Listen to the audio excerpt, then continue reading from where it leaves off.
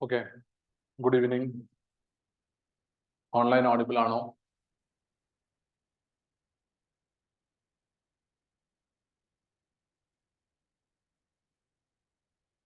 Okay. Thank you. So,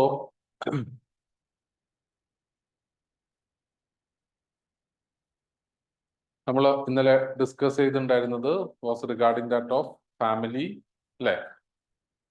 ഫാമിലിന്റെ functionalist perspective cover ചെയ്തു, as well as we have discussed about the critical perspective. Along with that I have also given you a question. Question എന്തായിരുന്നു? Write a short note on functionalist perspective on family. എഴുതിയോ എല്ലാവരും? എന്തൊക്കെയാ എഴുതിയത്? എന്താണ് functionalist പെർസ്പെക്റ്റീവിനെ കുറിച്ച് നിങ്ങളുടെ? So, we'll start with introduction. Introduction നിങ്ങൾ എന്താ എഴുതിയിരിക്കുന്നത്? എന്താ? ഫാമിലിയുടെ ഡെഫിനിഷൻ എഴുതി. ആരുടെ ഡെഫിനിഷൻ ആണ് എഴുതിയത്? GP മർഡോക്കിന്റെ ഡെഫിനിഷൻ എഴുതിയോ? ഓക്കെ. എന്താണ് എഴുതിയത്? Family is a social group characterized by economic cooperation, common residence and reproduction. അത്ര മാത്രമേ എഴുതിയുള്ളൂ. അത് കഴിഞ്ഞിട്ടും എഴുതി. Okay. Okay. It includes or it consists of adults of both sexes, at least two of them having socially approved sexual relationship, and children, one or more children own or adopted of the sexually cohabiting adults. ഇത് മൊത്തത്തിൽ അങ്ങ് എഴുതി. Okay, good. വേറൊരു കാര്യം നിങ്ങൾക്ക് ചെയ്യാൻ പറ്റുന്നത്, you can also write about എന്താണ് ഫങ്ഷണലിസ്റ്റ് പെർസ്പെക്റ്റീവ് ഓൺ ഫാമിലിനെ കുറിച്ചും നിങ്ങൾക്ക് എഴുതാം. ഓക്കെ, അങ്ങനെ എഴുതിയാലും തെറ്റില്ല. ബിക്കോസ് നമ്മൾ ഫങ്ഷണലിസ്റ്റ് പെർസ്പെക്റ്റീവ് ഓൺ ഫാമിലിനെ കുറിച്ച് പറയുന്ന സ്ഥിതിക്ക് you can or maybe you can start writing about the functionalist perspective first and then you can move on to write about the എന്താണ് നമ്മളുടെ ബാക്കി ബോഡി പാർട്ടിലേക്ക് നിങ്ങൾക്ക് പോവാം. Okay, so now functionalist perspective ആണ് നിങ്ങൾ ഇൻട്രൊഡക്ഷനിൽ എഴുതുന്നെങ്കിൽ എന്ത് എഴുതും?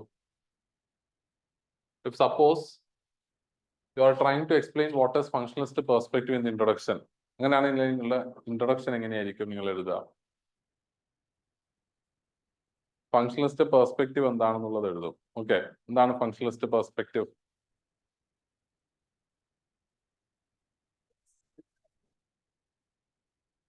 എങ്ങനെയാ? Okay, functionalist perspective consider that every institution performs certain functions in the society, hence all institutions are considered to be functional. Okay, അങ്ങനെ എഴുതും. All right, കുഴപ്പമില്ല. See, ഇവിടെ right a short note on functionalist perspective ചോദിക്കുമ്പം ഫാമിലിയുടെ definition എഴുതുന്നതായിരിക്കും കൂടുതൽ better, functionalist perspective എന്താണെന്ന് പറയുന്നതായിരിക്കും കൂടുതൽ ബെറ്റർ? ഏതായിരിക്കും കൂടുതൽ ബെറ്റർ? ശരിക്കും ഫങ്ഷണലിസ്റ്റ് പെർസ്പെക്റ്റീവ് ഓൺ ഫാമിലി എഴുതുന്നതായിരിക്കും കൂടുതൽ ബെറ്റർ. എന്തുകൊണ്ടാണ്?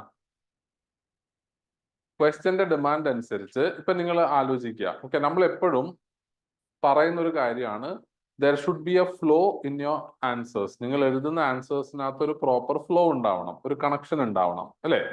അങ്ങനെ നിങ്ങൾ എഴുതുകയാണെന്നുണ്ടെങ്കിൽ ഫാമിലിയുടെ ഡെഫിനിഷൻ എഴുതിയതിനു ശേഷം പിന്നെ ഫങ്ഷണലിസ്റ്റ് പെർസ്പെക്റ്റീവ് എന്താണ് ഫാമിലിയുടെ ഫങ്ഷൻസിനെ കുറിച്ച് പറയുന്നതെന്നുള്ളത് എഴുതുമ്പം എന്താണ് ഫങ്ഷണലിസ്റ്റ് പെർസ്പെക്റ്റീവ് എന്നുള്ളത് നിങ്ങൾ എവിടെയും എക്സ്പ്ലെയിൻ ചെയ്യുന്നുണ്ടാവില്ല, അല്ലെ? അതിനേക്കാളും കുറച്ചും കൂടി ബെറ്റർ ആവുന്ന എന്തായിരിക്കും? നിങ്ങൾ ആദ്യം ഫങ്ഷണലിസ്റ്റ് പെർസ്പെക്റ്റീവ് ഓൺ ഫാമിലി എന്താണെന്ന് പറഞ്ഞതിന് ശേഷം, അല്ലെങ്കിൽ ഫങ്ഷണലിസ്റ്റ് പെർസ്പെക്റ്റീവ് എന്താണെന്ന് പറഞ്ഞതിന് ശേഷം then you are writing about the functionalist perspective on family. അപ്പൊ കുറച്ചും കൂടി കണക്ഷൻ ഉണ്ടാവുമല്ലോ. ആദ്യം ഫങ്ഷണലിസ്റ്റ് പെർസ്പെക്റ്റീവ് എന്താന്ന് പറയുന്നു, അതിനുശേഷം അവർ ഫാമിലിനെ കുറിച്ച് എന്താണ് പറയുന്നതെന്ന് നമ്മൾ മെൻഷൻ ചെയ്യുന്നു. റൈറ്റ്? അപ്പൊ അതുകൊണ്ട് രണ്ടാണെങ്കിലും തെറ്റൊന്നുമല്ല, രണ്ടാണെങ്കിലും നിങ്ങൾക്ക് മാർക്ക് കിട്ടും. പക്ഷെ കുറച്ചും കൂടി ബെറ്റർ ഏതാണെന്ന് ചോദിച്ചാൽ ഫങ്ഷണലിസ്റ്റ് പെർസ്പെക്റ്റീവ് എഴുതുന്നതായിരിക്കും എന്നാണ് എൻ്റെ അഭിപ്രായം.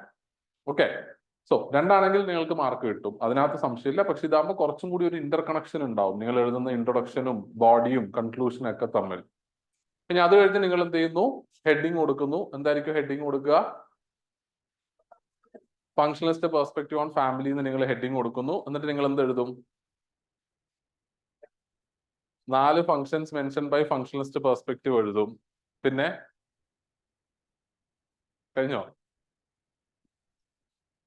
പിന്നെന്തെഴുതും? എക്സ്പ്ലെയിൻ ചെയ്യും ആ 4 ഫ്ലോ ചാർട്ട് പോലെ വരയ്ക്കും. ഓക്കെ, സി ഇവിടെയാണ് നമ്മൾ സോഷ്യോളജിയിലെ ആൻസർ റൈറ്റിംഗുമായി ബന്ധപ്പെട്ടിട്ട് നമ്മൾ മനസ്സിലാക്കേണ്ട ഒരു കാര്യം. നമ്മളടുത്ത് ഒരു പേഴ്സ്പെക്റ്റീവിനെ ബേസ് ചെയ്ത് ക്വസ്റ്റ്യൻ ചോദിച്ചാൽ നമ്മൾ എപ്പോഴും മനസ്സിലാക്കേണ്ട ഒരു കാര്യം, ആ പേഴ്സ്പെക്റ്റീവിൽ ഫാമിലിനെ കുറിച്ച് പറഞ്ഞിരിക്കുന്ന തിങ്കേഴ്സിനെ ബേസ് ചെയ്തിട്ടാണ് നമ്മളുടെ ആൻസർ നമ്മൾ എഴുതേണ്ടത്. അപ്പം functionalist perspective on family, especially 10 മാർക്കിന്റെ ഒരു ക്വസ്റ്റ്യൻ ആണെങ്കിൽ നമ്മൾക്ക് ആകെ അത്രേ സ്ഥലമുള്ളൂ അല്ലെ. നിങ്ങൾ എഴുതി വരുമ്പോൾ നിങ്ങൾക്ക് മനസ്സിലാവേണ്ട ഇത് മൊത്തത്തിൽ നമ്മൾ എങ്ങനെ ഇത്രയും ചെറിയ സ്ഥലത്തിൽ ഒതുക്കും എന്നുള്ളതായിരിക്കും നിങ്ങൾ ഫേസ് ചെയ്ത ഒരു ബുദ്ധിമുട്ട്. അപ്പൊ അവിടെ നമ്മൾ മനസ്സിലാക്കേണ്ട ഒരു കാര്യം, നമ്മളടുത്ത് ഫങ്ഷണലിസ്റ്റ് പെർസ്പെക്റ്റീവ് ഓൺ ഫാമിലി എന്താന്ന് ചോദിച്ചാൽ നമ്മൾ ഫങ്ഷണലിസ്റ്റുകളുടെ ഓവറോൾ വ്യൂവിലുള്ള ഫങ്ഷൻസിനെ കുറിച്ച് പറഞ്ഞ് സമയം കളയാൻ പറ്റില്ല. ബിക്കോസ് നമ്മൾക്ക് അതിനുള്ള എന്തില്ല, സ്ഥലമില്ല. ഓക്കെ, അവിടെ നമ്മൾ കൂടുതൽ ഇമ്പോർട്ടൻസ് കൊടുക്കേണ്ടത് എന്തിനാണ്? ഈ തിങ്കേഴ്സ് എന്താണ് പറഞ്ഞതെന്നുള്ളതിനാണ് കൂടുതൽ ഇമ്പോർട്ടൻസ് കൊടുക്കേണ്ടത്. അപ്പൊ ഇവിടെ മെയിൻ ആയിട്ട് നമുക്ക് ആരെയൊക്കെ കുറിച്ച് പറയാനുണ്ട്? ജി.പി. മെർഡോക്ക് പറയാനുണ്ട്, മെക്കൈവർ പറയാനുണ്ട്, താൽക്കോട്ട് പാർസൺസ് പറയാനുണ്ട്, അതുകൂടാതെ തന്നെ വോഗൽ ആൻഡ് ബെല്ലിനെ കുറിച്ചിട്ടും പറയാനുണ്ട് അല്ലെ. 4 തിങ്കേഴ്സിനെ കുറിച്ച് പറയാനുണ്ട്. ഇവരുടെ 4 പേരുടെ എഴുതുമ്പോൾ തന്നെ സ്ഥലത്തിന്റെ കാര്യത്തിൽ ഒരു തീരുമാനമാവും. അപ്പൊ അതുകൊണ്ട് നമ്മള് ഇനി ഇതിനെ കുറച്ചും കൂടി ഒന്ന് ബെറ്റർ ആക്കാനുള്ള രീതിയിലും എങ്ങനെ ചിന്തിക്കാമെന്ന് ഞാൻ പറയാം. അപ്പം ഐഡിയലി നിങ്ങൾ ഇൻട്രൊഡക്ഷന്റെ ഫസ്റ്റ് പാരഗ്രാഫായിട്ട് ഫങ്ഷണലിസ്റ്റ് പെർസ്പെക്റ്റീവ് ഓൺ ഫാമിലിനെ എക്സ്പ്ലെയിൻ ചെയ്യുന്നു, അല്ലെങ്കിൽ സോറി ഫങ്ഷണലിസ്റ്റ് പെർസ്പെക്റ്റീവ് എന്താണെന്നുള്ളത് എക്സ്പ്ലെയിൻ ചെയ്യുന്നു. അത് കഴിഞ്ഞ് നിങ്ങൾ ബോഡിയിലേക്ക് കടക്കുന്നതിന് മുമ്പ് ചെറിയൊരു പാരഗ്രാഫും കൂടി എഴുതുക. ആ ചെറിയ പാരഗ്രാഫിൽ നിങ്ങൾ എക്സ്പ്ലെയിൻ ചെയ്യാതെ ഫങ്ഷണലിസ്റ്റ് പെർസ്പെക്റ്റീവ് ഓവറോൾ ഫാമിലിയിൽ എന്തൊക്കെ ഫങ്ഷൻസ് ആണ് പ്ലേ ചെയ്യുന്നത്, അല്ലെങ്കിൽ ഫാമിലി ഇൻ സൊസൈറ്റി എന്തൊക്കെ ഫങ്ഷൻസ് ആണ് പ്ലേ ചെയ്യുന്നതിനെ കുറിച്ച് മെൻഷൻ ചെയ്യാം.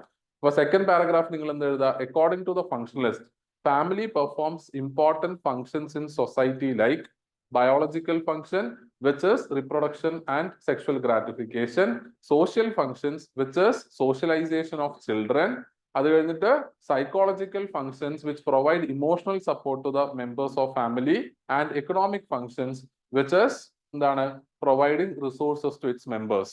ഇങ്ങനെ പറഞ്ഞ ചെറിയൊരു പാരഗ്രാഫ്, ഒരു 4 to 5 lines. ക്ലിയർ ആണോ? അപ്പൊ നിങ്ങൾ ഫങ്ഷണലിസ്റ്റ് പെർസ്പെക്റ്റീവ് എന്താണെന്ന് പറഞ്ഞു, ഓവറോൾ ഫങ്ഷണലിസ്റ്റ് പെർസ്പെക്റ്റീവ് എങ്ങനെയാണ് ഫാമിലിനെ കാണുന്നതെന്ന് പറഞ്ഞു. അതിനുശേഷം നിങ്ങളുടെ മെയിൻ ഹെഡിങ് കൊടുക്കുന്നു ഫങ്ഷണലിസ്റ്റ് പെർസ്പെക്റ്റീവ് ഓൺ ഫാമിലി. അവിടെ നിങ്ങൾ എന്ത് മാത്രമേ എഴുതുള്ളൂ? എന്താണ് താൽക്കോട്ട് പാർസൺസ് പറഞ്ഞത്, എന്താണ് ജി.പി. മെർഡോക്ക് പറഞ്ഞത്, എന്താണ് മെക്കൈവർ പറഞ്ഞത്, എന്താണ് വോഗൽ ആൻഡ് ബെല്ല് പറഞ്ഞത് അല്ലെ. അതും നിങ്ങൾക്ക് ഒത്തിരി എഴുതാനുള്ള സ്ഥലമുണ്ടോ? ഇല്ല. അപ്പൊ നിങ്ങൾ എന്ത് എഴുതണം? G P. Murdock, according to G P. Murdock family performs functions like എന്താണ് sexual function which is sexual gratification, procreation or reproduction function, പിന്നെ economic function. എന്താണ് economic function എന്ന് പറയുന്നത്? As a unit of production and providing resources to the members of family, and finally എന്താണ് educational function which is socialization of children. ഇങ്ങനെ എഴുതിയാൽ നിങ്ങൾക്ക് ഒരു 3-4 ലൈനിൽ എന്ത് ചെയ്യാം? ജി.പി. മെർഡോക്കിന് ഒതുക്കാം. ഓക്കെ, അത് കഴിഞ്ഞ് അടുത്ത ആളാരാണ്? മെക്കൈവർ. മെക്കൈവർ എന്ത് പറഞ്ഞു? ഫാമിലിയുടെ ഫംഗ്ഷൻസിന് അവർ essential and non essential functions എന്ന് പറഞ്ഞു. Essential functions are those functions performed by family in all societies like provision of home, procreation and sexual gratification. Non essential functions are those functions which were performed by family in the past or in traditional societies like religious function, education. അത് വീണ്ടും explain ചെയ്യേണ്ട, because ഇതൊക്കെ overlap ആണ്. Religious function, educational function, economic function, health function and recreational function. കഴിഞ്ഞു. അടുത്ത ആളാരാണ്? Talcott Parsons. According to Talcott Parsons family performs 2 important function. Primary socialisation, അതെന്താണെന്ന് just ഒരു സെന്റൻസിൽ എക്സ്പ്ലെയിൻ ചെയ്യുക. അത് കഴിഞ്ഞ് അഡൽട്ട് പേഴ്സണാലിറ്റി സ്റ്റെബിലൈസേഷൻ എന്താണെന്നുള്ള ഒരു സെന്റൻസ്. എന്താണ് ഇപ്പൊ ഒരു സെന്റൻസ് അഡൽട്ട് പേഴ്സണാലിറ്റി സ്റ്റെബിലൈസേഷനെ കുറിച്ച് പറയാൻ പറ്റുന്നത് അല്ലെ? എന്താണ് അഡൽട്ട് പേഴ്സണാലിറ്റി സ്റ്റെബിലൈസേഷൻ? നിങ്ങൾ എന്താ ഒരു സെന്റൻസിൽ എഴുതുകയാണെങ്കിൽ അതിന്റെ അർത്ഥം വരണം, പക്ഷെ ഒത്തിരി ഇലാബറേറ്റ് ചെയ്യേണ്ട. എന്ത് എഴുതാം? അതായത് according to Parsons adult personality stabilisation ensures that the stress and strain in industrial society are effectively addressed in the family by women through their expressive role. ഇങ്ങനെ പറയുമ്പോൾ ക്ലിയർ അല്ലേ അർത്ഥം? ഒത്തിരി എലാബറേറ്റ് ചെയ്യണോ? ഇല്ല. നമ്മൾ ഇത് എഴുതുമ്പോൾ എങ്ങനെ എഴുതും? പാർസൺസ് പറഞ്ഞു ഇൻഡസ്ട്രിയൽ സൊസൈറ്റിയിലെ ആണുങ്ങളൊക്കെ വളരെ സ്ട്രെസ്ഡ് ആൻഡ് സ്ട്രെയിൻ ആണ്. അപ്പൊ അവർ വീട്ടിൽ വരുമ്പോഴത്തേക്ക് ഞാൻ ക്ലാസ്സിൽ പറഞ്ഞ പോലെ സ്ത്രീകൾ എന്ത് ചെയ്യേണ്ടി വരും, അവരെ സന്തോഷിപ്പിക്കാൻ വേണ്ടി അങ്ങനെയൊക്കെ പറഞ്ഞ് എഴുതാൻ നിൽക്കുവാണെങ്കിൽ താൽക്കോട്ട് പാർസൺസ് തന്നെ എടുക്കും ഒരു 150 വാക്ക്. ഓക്കെ, അതിന് പകരം നമ്മൾ എന്ത് ചെയ്യാം, സ്ട്രെയിറ്റ് ഫോർവേഡ് കാര്യം ജസ്റ്റ് പറയാം. ഈ ഒരു സ്കില്ല് ഡെവലപ്പ് ചെയ്യാനാണ് ഈ ആൻസർ റൈറ്റിംഗ് നിങ്ങൾ നിരന്തരം ചെയ്തുകൊണ്ടിരിക്കണം എന്ന് പറയുന്നത്. ഇത് നിങ്ങൾ 1, 2, 3 ആൻസർ എഴുതിയാൽ വരില്ല. ഇത് നിങ്ങൾ എഴുതിക്കൊണ്ടിരിക്കുമ്പോൾ മാത്രമേ ഇതെന്ത് ചെയ്യുള്ളൂ, ഡെവലപ്പ് ആവുള്ളൂ. ക്ലിയർ ആവുന്നുണ്ടോ? നിങ്ങൾ ഇങ്ങനെയാണോ എഴുതിയത്? അല്ല, കുറച്ചും കൂടി എലാബറേറ്റ് ചെയ്തിട്ടല്ലേ. പക്ഷെ നമ്മൾ പറയേണ്ട കാര്യങ്ങൾ വളരെ സിമ്പിൾ ആൻഡ് സ്ട്രെയിറ്റ് ഫോർവേഡ് ആയിട്ട് പറയാം. അതുകൊണ്ടാണ് ഞാൻ നിങ്ങളുടെ അടുത്ത് പറഞ്ഞത് എന്താണ്, നിങ്ങൾ ഒരിക്കലും ബുക്കിൽ എഴുതിയിരിക്കുന്ന സാധനം അതേപോലെ ആൻസേഴ്സിൽ റിപ്രൊഡ്യൂസ് ചെയ്യാൻ വേണ്ടി ശ്രമിക്കരുത്. അങ്ങനെ ശ്രമിക്കുമ്പോൾ ആ ബുക്കിൽ നമ്മൾ ഇത് എഴുതുന്നതൊക്കെ 500 വേർഡ്സിലൊക്കെ ആയിരിക്കും. താൽക്കോട്ട് പാർസൺ മാത്രം ചിലപ്പോൾ 150-200 വേർഡ്സിലായിരിക്കും. നിങ്ങൾക്ക് അങ്ങനെ എഴുതാൻ പറ്റില്ല. മറിച്ച് അവർ പറഞ്ഞിരിക്കുന്ന മെയിൻ ഐഡിയനെ നമ്മൾ അത് എഴുതുക. അത് എഴുതുമ്പോൾ ഒരു കാര്യം മാത്രം ശ്രദ്ധിക്കുക. ഇപ്പൊ ഈ primary socialisation, adult personality stabilisation, ഇങ്ങനെയുള്ള ടേംസ് ഉണ്ടല്ലോ, അത് കൊണ്ടുവരിക. ഇനി അത് കഴിഞ്ഞ് നമ്മൾ Vogel and Bell. Vogel and Bell presented an alternative view where they mentioned that family is dysfunctional for the children as parents vent out their frustration to children. It can cause emotional problems in child. However, they said that it is generally functional for the parents as well as society. Clear അല്ലേ? 3 to 4 lines.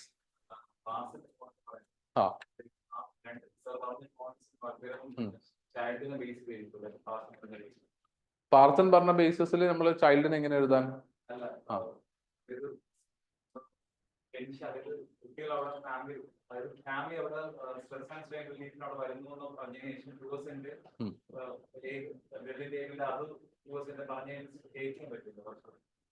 പക്ഷെ ഇത് നമ്മൾ ഓരോ different views ആയിട്ട് പറയുന്നതാണ് നല്ലത്. Okay, കാരണം നമ്മൾ ഇതെല്ലാം കൂടി മിക്സ് ചെയ്ത് എഴുതുമ്പം 2 പ്രശ്നങ്ങളുണ്ട്. നമ്മൾ ഒരു കാര്യം മനസ്സിലാക്കേണ്ടത്, കറക്റ്റ് ചെയ്യുന്ന ആൾക്കാരുടെ ഒരു പെർസ്പെക്റ്റീവിൽ നിന്നും കൂടി നമ്മൾ മനസ്സിലാക്കണം. അപ്പം നമ്മൾ ഈ പോയിന്റ്സ് സെപ്പറേറ്റ് ചെയ്ത് എഴുതുമ്പം ഇതിന്റെ വിസിബിലിറ്റി കൂടുതലാണ്. ഇപ്പം ഞാനൊരു പേപ്പർ ഓടിച്ചിങ്ങനെ വായിച്ചു പോവാണ്. അപ്പൊ നിങ്ങൾ പാർസൺസിന്റെ അണ്ടറിൽ തന്നെ വേറെ സെപ്പറേറ്റ് ചെയ്യാതെ വോഗൽ ആൻഡ് ബെല്ലിനെ എഴുതുമ്പം അത് ചിലപ്പോൾ ശ്രദ്ധിക്കപ്പെടണം എന്നില്ല.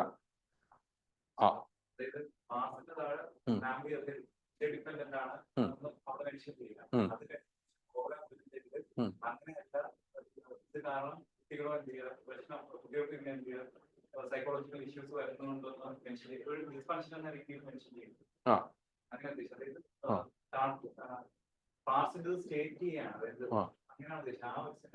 പാർസണും വോഗൽ ആൻഡ് ബെല്ലിനെ എങ്ങനെ കണക്ട് ചെയ്തത്?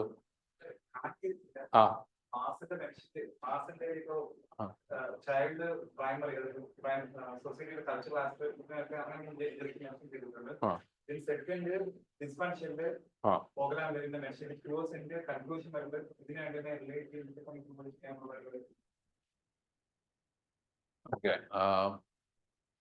ഇപ്പം ഇവിടെ ഫങ്ഷണലിസ്റ്റ് പെർസ്പെക്റ്റീവ് ഓൺ ഫാമിലി എന്ന് പറഞ്ഞ് ഓരോ തിങ്കറിനെയും സെപ്പറേറ്റ് ആയിട്ടാണ് എഴുതിയിരിക്കുന്നത് അല്ലേ? അതിനകത്ത് പാർസൺ എഴുതിയപ്പം പാർസന്റെ പ്രൈമറി സോഷ്യലൈസേഷൻ, അഡൽട്ട് പേഴ്സണാലിറ്റി സ്റ്റെബിലൈസേഷനും പറഞ്ഞിട്ടില്ല. ഓക്കെ, അത് ബെറ്റർ നമ്മൾ ആ പാർസന്റെ അഡൽട്ട് പേഴ്സണാലിറ്റി സ്റ്റെബിലൈസേഷൻ പറയാം. അതിന്റെ ഇടയിൽ നമ്മൾ വോഗൽ ആൻഡ് ബെല്ലിനുമായിട്ട് കണക്ട് ചെയ്യാൻ വേണ്ടി ആ പോയിന്റ് മിസ് ചെയ്യുമ്പോൾ എന്താ സംഭവിക്കുന്നത്? പാർസൺ പറഞ്ഞിരിക്കുന്ന ഒരു ഇമ്പോർട്ടന്റ് ഫംഗ്ഷൻ നമ്മൾ അവിടെ മിസ് ഔട്ട് ചെയ്യല്ലേ? ഓക്കെ, കണക്ട് ചെയ്തില്ല. അപ്പൊ എന്താ ഡൗട്ട് എന്താണ്? അപ്പം അത്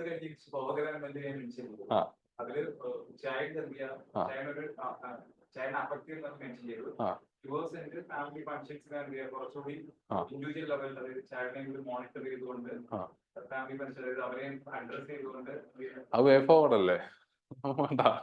നമുക്കതിന്റെ ആവശ്യമില്ല.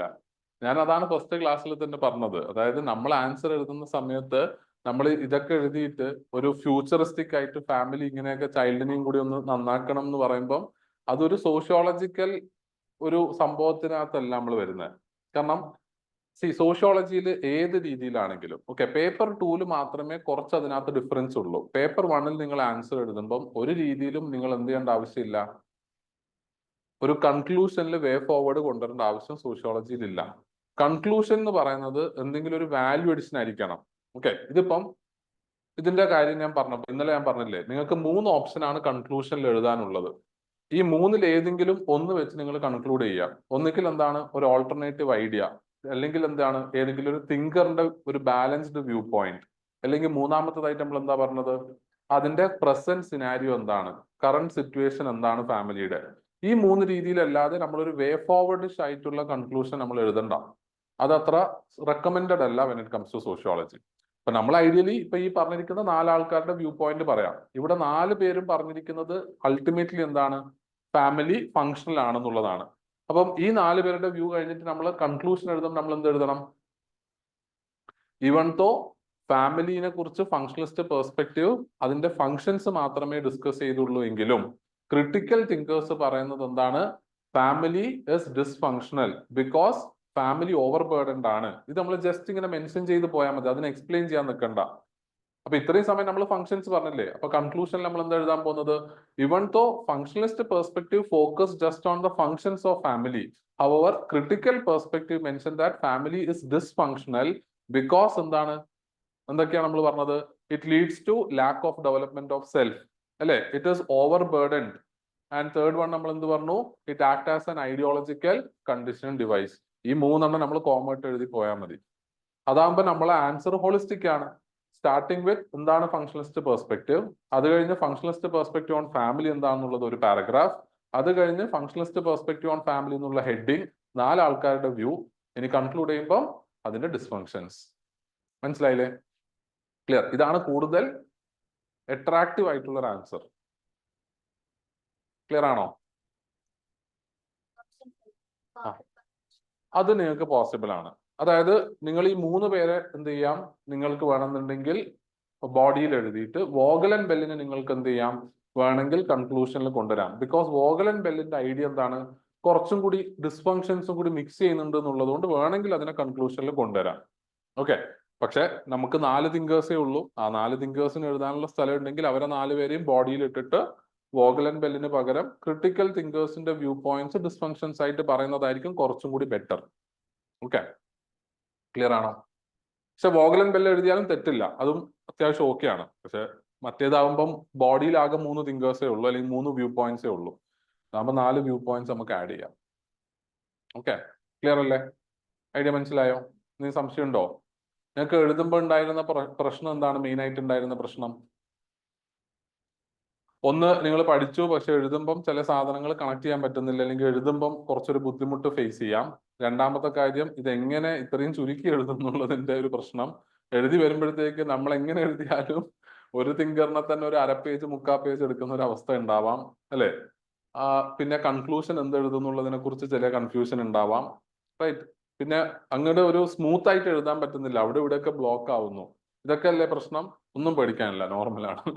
ഓക്കെ, കാരണം തുടങ്ങുമ്പോൾ എല്ലാവരുടെയും മെയിൻ പ്രശ്നങ്ങൾ ഇതൊക്കെ തന്നെയാണ്. ഇത് നമ്മൾ എഴുതിക്കൊണ്ടിരിക്കുമ്പോൾ ശരിയാവുന്ന കാര്യമാണ്. ഇനി നിങ്ങൾ പഠിച്ച കാര്യം റിക്കലക്ട് ചെയ്ത് എഴുതാൻ പറ്റുന്നില്ല, അല്ലെങ്കിൽ പഠിച്ച കാര്യം എഴുതുമ്പം പ്രോപ്പർലി അങ്ങ് എഴുതാൻ പറ്റുന്നില്ല എന്നുള്ളതിന്റെ പ്രശ്നം ബേസിക്കലി ഞാൻ പറഞ്ഞില്ലേ, നമ്മൾ ആ പഠിച്ചു വന്നതിന്റെ ശീലത്തിന്റെയും കൂടി ഒരു പ്രശ്നമാണ്. കാരണം നമ്മൾ എപ്പോഴും പഠിക്കുന്നു, അത് അതേപോലെ എഴുതുന്നു എന്നുള്ള ശീലത്തിൽ വന്ന ആൾക്കാരാണ്. അപ്പൊ അവിടെ നിന്നൊന്ന് മാറാൻ കുറച്ച് ടൈം എന്ത് ചെയ്യും, എടുക്കും. ഓക്കെ, എപ്പോഴും നമ്മൾ അത് ശ്രദ്ധിക്കുക, അതൊരിക്കലും ഫോളോ ചെയ്യരുത്. മനസ്സിലായല്ലോ? എപ്പോഴും നമ്മൾ സംഭവം മനസ്സിലാക്കുക, കീവേഡ്സ് ഓർത്ത് വെക്കുക, അത് നമ്മളതായ രീതിയിൽ വളരെ സിമ്പിൾ ആയിട്ട് എന്താണോ അതിന്റെ ക്രക്സ് അത് മാത്രം എഴുതിയാൽ മതി. ഓക്കെ, പഠിപ്പിക്കുമ്പോൾ അങ്ങനെ പഠിപ്പിച്ചുകൂടെ നിങ്ങൾക്ക് വേണമെങ്കിൽ ചോദിക്കാം, ഇത്രയും എന്തിനാ പഠിപ്പിച്ചെന്നുള്ളത്. പക്ഷെ അങ്ങനെ ചെയ്യാൻ പറ്റില്ലല്ലോ. അതാവുമ്പോൾ നിങ്ങൾക്ക് പഠിപ്പിക്കുന്ന കാര്യം മനസ്സിലാവില്ല, അതിന്റെ മൊത്തം കോണ്ടെക്സ്റ്റ് പറഞ്ഞാലേ നിങ്ങൾക്ക് മനസ്സിലാവുള്ളൂ. ആൻഡ് ഈ കോണ്ടെക്സ്റ്റ് മൊത്തം മനസ്സിലാവുന്നത് പല ഡിഫറെന്റ് ടൈപ്പ് ഓഫ് ക്വസ്റ്റ്യൻസ് നിങ്ങൾ അഡ്രസ് ചെയ്യുമ്പോൾ അവിടെ നിങ്ങളെ ഹെൽപ്പ് ചെയ്യും. ഇപ്പൊ ഈ തിയറട്ടിക്കൽ ആയിട്ട് മാത്രമല്ലല്ലോ ക്വസ്റ്റ്യൻ ചോദിക്കുക, പല രീതിയിൽ ചോദിക്കുക. ഇപ്പൊ ജനറൽ ആയിട്ട് നിങ്ങൾക്ക് ചോദിക്കുകയാണ്, do you think families performing functions in modern society, അങ്ങനെ ഒരു ചോദ്യം ചോദിച്ചു. Do you think family is performing functions in modern society, നിങ്ങൾ എന്ത് പറയും? നിങ്ങളുടെ ആ ഒരു ജനറിക് ഒരു സംഭവത്തിന് നമ്മൾ പഠിച്ചതിനെയൊക്കെ ബേസ് ചെയ്തിട്ടും നിങ്ങളുടെ ഐഡിയാസും എല്ലാം കൂടി ഇടകലർത്തി നിങ്ങൾ പോയിന്റ്സ് പറയാൻ നോക്കുക. ക്വസ്റ്റ്യൻ ക്ലിയർ ആണോ? ഫാമിലി ഇന്നത്തെ കാലത്ത് ഫങ്ഷൻസ് പെർഫോം ചെയ്യുന്നുണ്ടോ, ഫാമിലി ഫങ്ഷണൽ ആണോ എന്നുള്ളതാണ് ചോദ്യം. Is family functional in modern society? ആണോ? Is family functional in modern society എന്നൊരു ചോദ്യം ചോദിച്ചാൽ അതിന് 2 വശം ഉണ്ടാവും. അല്ലേ? ഫങ്ഷൻസ് പെർഫോം ചെയ്യുന്നുണ്ടെന്നും പറയാം, ചെയ്യുന്നില്ല എന്നും പറയാം. ഇതാണ് ടൈപ്പ് ഓഫ് ക്വസ്റ്റ്യൻ അല്ലേ? ഇപ്പൊ നിങ്ങൾക്ക് ഇങ്ങനെയാണ് ചോദിക്കുന്നത്, S family function in modern society എന്ന് എഴുതുമ്പോൾ നമ്മൾ ചിന്തിക്കുന്നു അല്ല എന്ന് പറഞ്ഞാൽ അല്ല എന്നുള്ള ഭാഗം മാത്രം എഴുതിയാൽ മാർക്ക് കിട്ടില്ല. S family function in modern society ആണെന്നും പറയണം, അല്ല എന്നും പറയണം. രണ്ടിനും വെയിറ്റേജ് ഉണ്ട് അല്ലേ? ഇനി ഇന്നത്തെ കാലത്ത് ഫാമിലി ഫങ്ഷണൽ അല്ല എന്നാണ് നിങ്ങൾ പറയുന്നതെന്ന് വിചാരിക്കാം. എന്തൊക്കെ പോയിന്റ്സ് നിങ്ങൾ പറയും? ഇവിടെ തിയറട്ടിക്കൽ അല്ല, ജനറൽ ആണ്. എന്തൊക്കെ പറയാൻ പറ്റും? നമ്മൾ പഠിച്ചതും നമ്മൾ ഡിസ്കസ് ചെയ്ത പല കോൺസെപ്റ്റ്സും എല്ലാം ബേസ് ചെയ്ത് എല്ലാം മിക്സ് ചെയ്യാം. നിങ്ങൾക്ക് ഒന്ന് ചിന്തിക്കുവോ?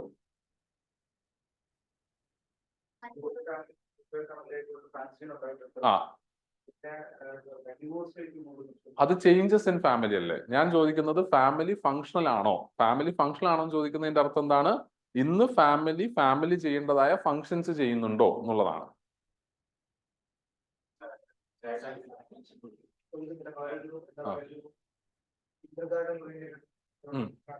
ഓക്കെ, അപ്പൊ അത് നമ്മൾ സോഷ്യോളജിക്കലി നമ്മൾ പഠിച്ചതൊക്കെ ബേസ് ചെയ്തിട്ട് അത് പോയിന്റ് നമ്മൾ എങ്ങനെ പറയും? അതെ, സോഷ്യലൈസേഷൻ ഇപ്പൊ എവിടുന്നാ നടക്കുന്നത് അല്ലെ?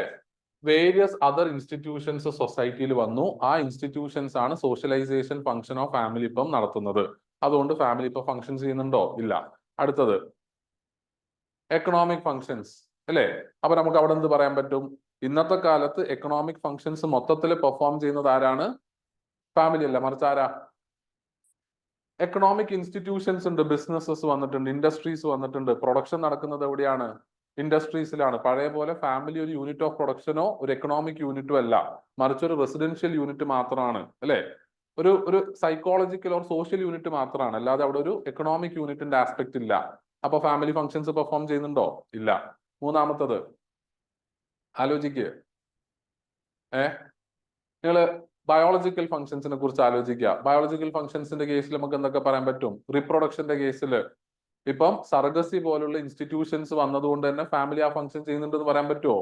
ഇല്ല. മനസ്സിലാകുന്നുണ്ടോ? ഇതൊക്കെ നമ്മൾ ക്ലാസ്സിൽ ഡിസ്കസ് ചെയ്ത സംഭവമാണ്. അപ്പൊ ജനറിക് ആയിട്ടുള്ള വ്യൂ പോയിന്റ് നമ്മൾക്ക് ഉണ്ടായിരിക്കുക. കാരണം ഇങ്ങനെയും UPSC എന്ത് ചെയ്യുന്നുണ്ട്? ക്വസ്റ്റ്യൻ ചോദിക്കുന്നത്. നിങ്ങൾ പ്രീവിയസ് ഇയർ ക്വസ്റ്റ്യൻസ് നോക്കിക്കഴിഞ്ഞാൽ ഈ സെയിം ടൈപ്പിലുള്ള ക്വസ്റ്റ്യൻ UPSC ചോദിച്ചിട്ടുണ്ട്. Is family functional in modern society. Okay, ഇനി ബയോളജിക്കൽ ഫംഗ്ഷനിൽ തന്നെ സെക്ഷൽ ഗ്രാറ്റിഫിക്കേഷൻ, ഇപ്പൊ ന്യൂ ഫോംസ് ഓഫ് അറേഞ്ച്മെന്റ്സ് അല്ലെ, one night stand, live in relationships, ഇങ്ങനത്തെ സംഭവങ്ങളൊക്കെ വരുന്നത് കൊണ്ട് ഫാമിലി ആസ് എൻ ഇൻസ്റ്റിറ്റ്യൂഷൻ വേണോ സെക്ഷൽ ഗ്രാറ്റിഫിക്കേഷന് അല്ലെ? Or you can also mention about ഇപ്പൊ പ്രോസ്റ്റിറ്റ്യൂഷൻ. അതൊക്കെ എന്താണ്? Sexual gratification without the need of family അല്ലേ? അപ്പൊ അങ്ങനെയുള്ള ഇൻസ്റ്റിറ്റ്യൂഷൻസോ മെക്കാനിസംസോ ഉള്ളത് കൊണ്ട് നമുക്ക് ഫാമിലി വേണം സെക്ഷൽ ഗ്രാറ്റിഫിക്കേഷൻ എന്ന് പറയാൻ പറ്റുമോ? അതും പറയാൻ പറ്റില്ല അല്ലേ? ഇനി അത് കഴിഞ്ഞിട്ട് നമ്മൾ സൈക്കോളജിക്കൽ ഫങ്ഷൻസ് എടുക്കാം. അപ്പൊ നമുക്ക് എന്ത് പറയാൻ പറ്റും? ഇന്നത്തെ കാലത്ത് ഫാമിലിയിലുള്ള റിലേഷൻഷിപ്സ് തന്നെ എന്താണ്? വളരെ സൂപ്പർഫിഷ്യൽ ആണ് അല്ലെ? ഒത്തിരി അധികം ഡീപ്പ് റിലേഷൻഷിപ്പ് ഫാമിലിയിൽ ഇല്ല. എന്തുകൊണ്ടാ? മോഡേൺ സൊസൈറ്റിയിൽ ആൾക്കാർ വളരെ ഇൻഡിവിജ്വലിസ്റ്റിക് ആണ് അല്ലെ? നമ്മൾ തന്നെ പണ്ടത്തെ ഒരു പിക്ചർ ഓഫ് ഫാമിലി വേറെ, എല്ലാ മെമ്പേഴ്സ് ഒരുമിച്ചിരുന്ന് ഭക്ഷണം കഴിക്കുന്നു, എല്ലാവരും കുറെ സംസാരിക്കുന്നു, അതുണ്ടോ? ഇല്ല. ഇവൻ ഇപ്പൊ പറയുന്ന ഒരു കാര്യമുണ്ട്, ഫാമിലിനകത്തുള്ള ഇന്ററാക്ഷൻ പോലും നടക്കുന്നത് എങ്ങനെയാണ്? ഫോണിലൂടെയാണ്. ഭക്ഷണം എടുത്ത് വെച്ചിട്ടുണ്ട്, വന്ന് കഴിക്കൂ. ഓക്കെ അല്ലേ? അപ്പൊ അതൊക്കെ എന്താ മാറുന്നത്? മൊത്തത്തിൽ ഫാമിലി ആസ് എൻ ഇൻസ്റ്റിറ്റ്യൂഷന്റെ സൈക്കോളജിക്കൽ സപ്പോർട്ട് നോക്കുകയാണെങ്കിലും എക്കണോമിക് ആസ്പെക്ട് നോക്കുകയാണെങ്കിലും എല്ലാത്തിലും എന്തുണ്ട്? മാറ്റം വന്നിട്ടുണ്ട്. ഇത് നിങ്ങൾ തിയറട്ടിക്കലി പഠിക്കുന്ന കാര്യമാണോ? അല്ല. പക്ഷെ നമ്മൾ ഡിസ്കസ് ചെയ്യുന്നതിനെ കൊണ്ട് നിങ്ങൾക്ക് കുറെ സെൻസ് കിട്ടും. ഓ, ഇതിങ്ങനെയൊക്കെ നമുക്ക് ചിന്തിക്കാം. പിന്നെ ജനറൽ ആയിട്ട് നിങ്ങൾക്ക് അറിയുന്ന കാര്യങ്ങളുണ്ട്. ഇതൊക്കെ കണക്ട് ചെയ്ത് എഴുതുന്നതാണ് ജനറൽ ആയിട്ടുള്ള സംഭവം. ഇത് നമ്മൾ ഇങ്ങനെ പഠിക്കേണ്ട ആവശ്യമില്ല. നമ്മൾ ജസ്റ്റ് അത് ആലോചിക്കുമ്പോൾ നമ്മൾ ഡിസ്കസ് ചെയ്ത കാര്യങ്ങളൊക്കെ ബേസ് ചെയ്ത് നമുക്ക് എന്ത് ചെയ്യാൻ പറ്റും? പോയിന്റ്സ് ജനറേറ്റ് ചെയ്യാം. ഇനി ഇതിനകത്ത് പോയിന്റ് ജനറേറ്റ് ചെയ്യാൻ വേണ്ടി നിങ്ങൾ ഉപയോഗിക്കേണ്ട ഒരു ഫ്രെയിം വർക്ക് ഉണ്ട്, ഒരു തിങ്കിങ് പാറ്റേൺ ഉണ്ട്. എന്താണ് ആ തിങ്കിങ് പാറ്റേൺ? ഇപ്പൊ ഞാൻ ഓരോ ഡയമെൻഷൻ പറയുമ്പോൾ നിങ്ങൾക്ക് അതിന്റെ ബാക്കി പോയിന്റ്സ് പറയാൻ പറ്റുന്നുണ്ട്. ഇപ്പൊ ഞാൻ ബയോളജിക്കൽ എന്ന് പറയുമ്പോൾ അപ്പം തന്നെ നിങ്ങൾ ചിന്തിക്കും ബയോളജിക്കൽ, ഇപ്പൊ റിപ്രൊഡക്ഷൻ അത് വേറെ ഉണ്ട് അല്ലെ, സെക്ഷൽ അത് വേറെ ഉണ്ട്, നിങ്ങൾക്ക് ചിന്തിക്കാൻ പറ്റുന്നുണ്ട്. പക്ഷെ ആ ഡയമെൻഷൻസിലേക്ക് നിങ്ങൾക്ക് എത്താൻ പറ്റുന്നില്ല എന്നേ ഉള്ളൂ. ഞാൻ ശരിക്കും എന്താ ചെയ്തിരിക്കുന്നത്? ഫങ്ഷൻസ് ഓഫ് ഫാമിലി എന്ന് പറഞ്ഞിട്ട് നമ്മൾ ഇമ്പോർട്ടന്റ് ആയിട്ട് ഒരു 4-5 ഫങ്ഷൻസ് പറഞ്ഞിട്ടില്ലേ? അതാണ് ഡയമെൻഷൻ. അതിനെ ആ രീതിയിൽ ചിന്തിച്ചാൽ മതി. ബയോളജിക്കൽ ഫംഗ്ഷൻ ഫാമിലി പെർഫോം ചെയ്തു നമ്മൾ ഫങ്ഷണൽ പെർസ്പെക്റ്റീവിൽ പറഞ്ഞു. ആ ബയോളജിക്കൽ ഡയമെൻഷൻ എടുക്കുക, അതിപ്പം ചെയ്യുന്നുണ്ടോ? ബയോളജിക്കൽ ഫംഗ്ഷനിൽ എന്താ രണ്ടായിട്ടുള്ളത്? Sexual gratification, reproduction. സിമ്പിൾ അല്ലേ? ഞാൻ പിന്നെ പറഞ്ഞെന്താണ്? സോഷ്യലൈസേഷൻ. അത് നമ്മൾ ഡിസ്കസ് ചെയ്ത ഫംഗ്ഷൻ ഓഫ് ഫാമിലി അല്ലേ? പിന്നെ നമ്മൾ പറഞ്ഞ psychological function, economic function, right? Educational function, religious function, അങ്ങനെ ചിന്തിക്കുമ്പോൾ നിങ്ങൾക്ക് പോയിന്റ്സ് എന്ത് ചെയ്യും? തന്നെ കിട്ടിക്കോളും. ഐഡിയ മനസ്സിലായോ? അപ്പൊ ഇത് നമ്മളൊരു കാര്യം മനസ്സിലാക്കേണ്ടത്, അതിപ്പോ GS ആണെങ്കിലും ഓപ്ഷണൽ ആണെങ്കിലും എല്ലാം, ഇതൊക്കെ ശരിക്കും പറഞ്ഞാൽ ഇത്രയും നേരത്തെ പറയുന്നത് നിങ്ങൾക്ക് മനസ്സിലാവോ എന്ന് എനിക്കറിയില്ല. പക്ഷെ നിങ്ങൾക്ക് ഒരു ഐഡിയ തരാൻ വേണ്ടി ഞാൻ പറയാണ്. നമ്മൾ ഈ പഠിക്കുക എന്ന് പറയുന്ന കോൺസെപ്റ്റ് കുറേയും കൂടി ഡിഫറെന്റ് ആണ്. നമ്മൾ കാര്യങ്ങൾ മനസ്സിലാക്കുക എന്നുള്ളതാണ്. ഇപ്പൊ നിങ്ങൾക്ക് വൺസ് ഇതിന്റെ കാര്യങ്ങൾ പിടികിട്ടി കഴിഞ്ഞാൽ ഇതുമായിട്ട് ബന്ധപ്പെട്ടിട്ടുള്ള എന്ത് ടൈപ്പ് ഡൈനാമിക് ക്വസ്റ്റ്യൻ നിങ്ങൾക്ക് ചോദിച്ചാലും ഈ ഫ്രെയിം വർക്കിൽ ചിന്തിക്കുമ്പോൾ നിങ്ങൾക്ക് എന്ത് കിട്ടും? പോയിന്റ്സ് ജനറേറ്റ് ചെയ്യാൻ പറ്റും. ഐഡിയ മനസ്സിലാവുന്നുണ്ടോ? ഈസി ആയിട്ട് നിങ്ങൾക്ക് പോയിന്റ്സ് ഇങ്ങനെ ജനറേറ്റ് ചെയ്ത് വരാം. ഇത് ഈ ഒരു സെൻസ് ഉണ്ടാവുമ്പോഴാണ് നിങ്ങളുടെ ആൻസേഴ്സ് നിങ്ങൾക്ക് എങ്ങനെ ചോദ്യം ചോദിച്ചാലും എഴുതാൻ പറ്റുന്നത്. അത് GS-ലും അതാണ്. ഇതിനാണ് നമ്മൾ ഫ്രെയിം വർക്ക് അപ്രോച്ച് എന്നൊക്കെ പറയും. അതൊക്കെ ഒരു ആലങ്കാരികമായ വാക്ക് ഉപയോഗിക്കുന്നേ ഉള്ളൂ. ഓക്കെ, എന്തെങ്കിലും ഒരു പേരിടണമല്ലോ ഇതിന്. പക്ഷെ ബേസിക്കലി ഇതാണ് നമ്മൾ ആ ലൈൻ ഓഫ് തിങ്കിങ്. ഇപ്പൊ ഫാമിലിനെ കുറിച്ച് ഇങ്ങനെ ചോദിച്ചാൽ ഈ ഒരു രീതിയിൽ ഞാൻ ചിന്തിച്ചാൽ എനിക്ക് പോയിന്റ്സ് കിട്ടും. ഐഡിയ മനസ്സിലാവുന്നുണ്ടോ? ക്ലിയർ ആവുന്നുണ്ടോ നിങ്ങൾക്ക് പറയുന്ന കാര്യം? കൺഫ്യൂഷൻ ഉണ്ടോ ഞാൻ പറയുന്ന കാര്യങ്ങളിൽ? മനസ്സിലാവുന്നുണ്ടല്ലോ? ഓക്കെ, സോ ഇതാണ് ഇതിന്റെ ഒരു ടെക്നിക്. ക്ലിയർ? മനസ്സിലായോ? ഓക്കെ, ഇപ്പൊ ഇത് നമ്മൾ ഗോയിങ് ഫോർവേഡ് നമ്മൾ ആൻസർ റൈറ്റിംഗ് എല്ലാം ചെയ്യുമ്പോഴത്തേക്ക് നിങ്ങൾക്ക് കുറേയും കൂടി ഇതിനെക്കുറിച്ച് ഒരു ഐഡിയ കിട്ടും. എങ്ങനെ ചിന്തിക്കാം, ഏത് രീതിയിൽ ആൻസേഴ്സ് റിപ്രൊഡ്യൂസ് ചെയ്യാം. കാരണം ആ ഒരു ലൈൻ ഓഫ് തോട്ട് വളരെ വളരെ വളരെ ഇമ്പോർട്ടന്റ് ആണ്. നിങ്ങൾ ക്വസ്റ്റ്യൻ പേപ്പേഴ്സ് എടുത്ത് നോക്കിക്കഴിഞ്ഞാൽ പലരും ഇപ്പം എസ്പെഷ്യലി പേപ്പർ 2 ഒക്കെ എത്തുമ്പോൾ ഇത് തന്നെയാണ്. നമ്മൾ അങ്ങനെ പഠിക്കാൻ എന്ന് പറഞ്ഞിട്ടൊന്നുമില്ല കാര്യമായിട്ട്.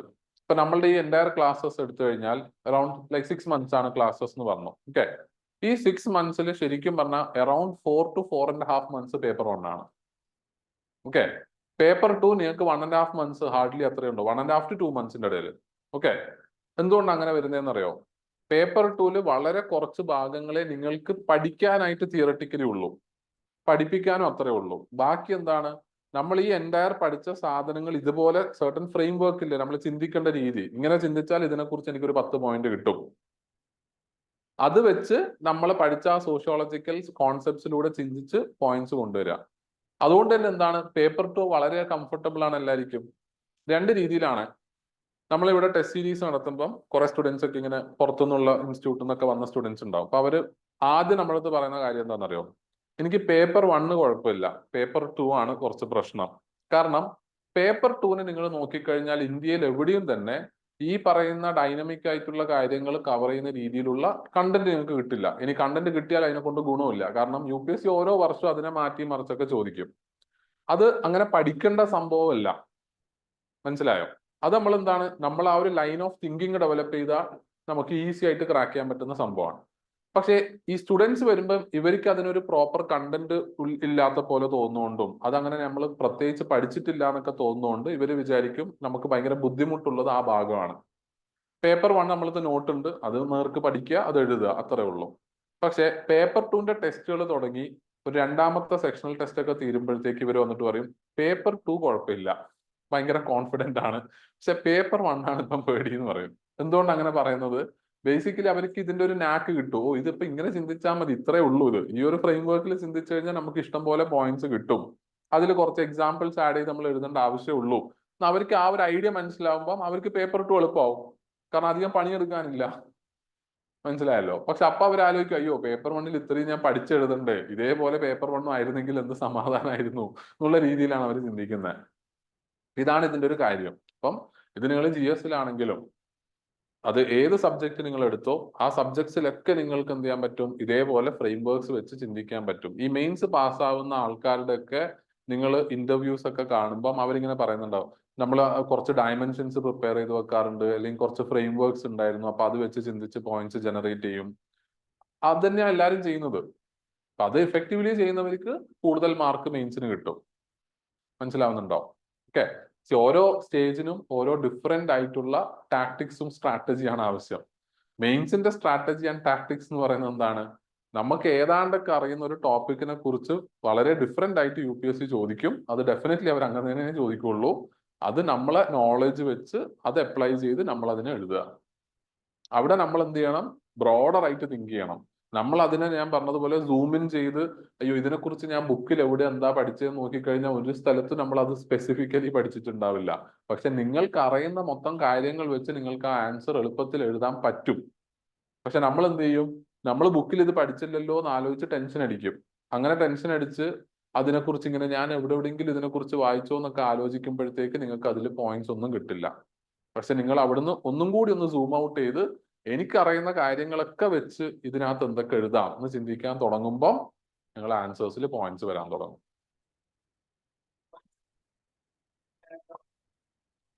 ഈ പോയിന്റ്സ് ആണോ പാരഗ്രാഫ് ആണോ എന്നുള്ളത് ശരിക്കും പറയുകയാണെങ്കിൽ വളരെ സബ്ജക്റ്റീവ് ആണ്. അത് രണ്ടാണെങ്കിലും UPSCയിലെ മാർക്സിൽ അതൊരു ഡിറ്റർമൈനിങ് ഫാക്ടർ അല്ല. നിങ്ങൾക്ക് പാരഗ്രാഫ് ആണ് നിങ്ങൾക്ക് കൂടുതൽ കംഫർട്ടബിൾ എങ്കിൽ നിങ്ങൾക്ക് പാരഗ്രാഫിൽ എഴുതാം. പോയിന്റ്സ് ആണ് കൂടുതൽ കംഫർട്ടബിൾ എങ്കിൽ പോയിന്റ്സിൽ എഴുതാം. പാരഗ്രാഫിൽ എഴുതുമ്പോൾ നിങ്ങൾ ശ്രദ്ധിക്കേണ്ട ഒരു കാര്യം ഇത്രയേ ഉള്ളൂ, എല്ലാം കൂടി ഒരുമിച്ച് ഒരൊറ്റ പാരഗ്രാഫിൽ എഴുതി വെക്കരുത്. അതിനെ ഡിവൈഡ് ചെയ്ത് എഴുതണം. ഇപ്പൊ നമ്മൾ സാധാരണ രീതിയിൽ ഒരു എസ്സേ എഴുതുമ്പോൾ അങ്ങനെയല്ലേ, ഒരു പെർട്ടിക്കുലർ ഡയമെൻഷനെ ആയിരിക്കും നമ്മൾ ഒരു പാരഗ്രാഫിൽ എഴുതുന്നു, അടുത്ത ഡയമെൻഷൻ അങ്ങനെ പോകുന്നു. എല്ലാം കൂടി മിക്സ് ചെയ്ത് എഴുതുമ്പോൾ ഭയങ്കര കൺഫ്യൂസിങ് ആവും. പിന്നെ ഹെഡിങ്സും കൊടുക്കണം. പോയിന്റ്സ് ആയിട്ട് എഴുതുമ്പോഴും പാരഗ്രാഫ് ആയിട്ട് എഴുതുമ്പോഴും നിങ്ങൾ ഹെഡിങ്സ് കൊടുക്കുക. ഈ കാര്യങ്ങൾ നിങ്ങൾ ചെയ്യുകയാണെങ്കിൽ പോയിന്റ്സ് ഓർ പാരഗ്രാഫ് രണ്ടായാലും ഡസന്റ് മാറ്റർ. ഓക്കെ, ക്ലിയർ അല്ലേ? അപ്പൊ നമുക്ക് തിരിച്ച് നമ്മളുടെ ബാക്കി പോർഷൻസിലേക്ക് പോവാം.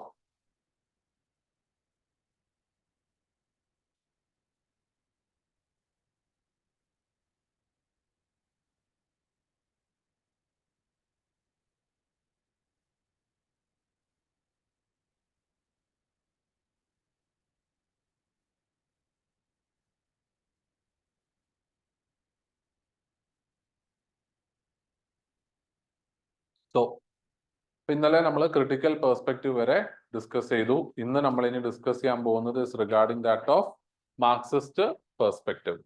Okay, now Marxist perspective discuss ചെയ്യുമ്പോഴത്തേക്ക് നമ്മൾ ഇന്നലെ മാർക്സിയൻ ഐഡിയനെ കുറിച്ച് പറഞ്ഞു അല്ലെ. മാർക്സിയൻ ഐഡിയ എങ്ങനെയാണ് ഓരോന്നിനെയും കൺസിഡർ ചെയ്യുന്നത്? എങ്ങനെയാ കൺസിഡർ ചെയ്യുന്നത്? എങ്ങനെയാ അവര് കൺസിഡർ ചെയ്യുക? എല്ലാത്തിന്റെയും അടിസ്ഥാനം എന്താണ്? ക്യാപിറ്റലിസം ആണ്. ഓക്കെ, നമ്മൾ മാർക്സിയൻ തിയറിനെ കുറിച്ച് പറയുമ്പം നമ്മൾ യൂഷ്വലി അതിനെക്കുറിച്ച് എക്സ്പ്ലെയിൻ ചെയ്യാൻ വേണ്ടി ഒരു ഡയഗ്രാം ഉപയോഗിക്കും. ഓക്കെ, അത് ഏതാണ്ട് ഇങ്ങനെയാണ് ആ ഡയഗ്രാം. നിങ്ങളുടെ ഒരു അണ്ടർസ്റ്റാൻഡിങ്ങിന് വേണ്ടി ഞാൻ ഇപ്പം ജസ്റ്റ് പറയുന്നതേ ഉള്ളൂ. ഇതിനെ കുറിച്ചിട്ടൊക്കെ ഡീറ്റെയിൽ ആയിട്ട് നമ്മൾ പഠിക്കും. ഓക്കെ, മാർക്സ് പറയുന്നത് നമ്മളുടെ ഈ ഒരു സൊസൈറ്റീനെ നമുക്ക് കൺസിഡർ ചെയ്യേണ്ടത് ഒരു വീട് പോലെയാണ് അല്ലെ.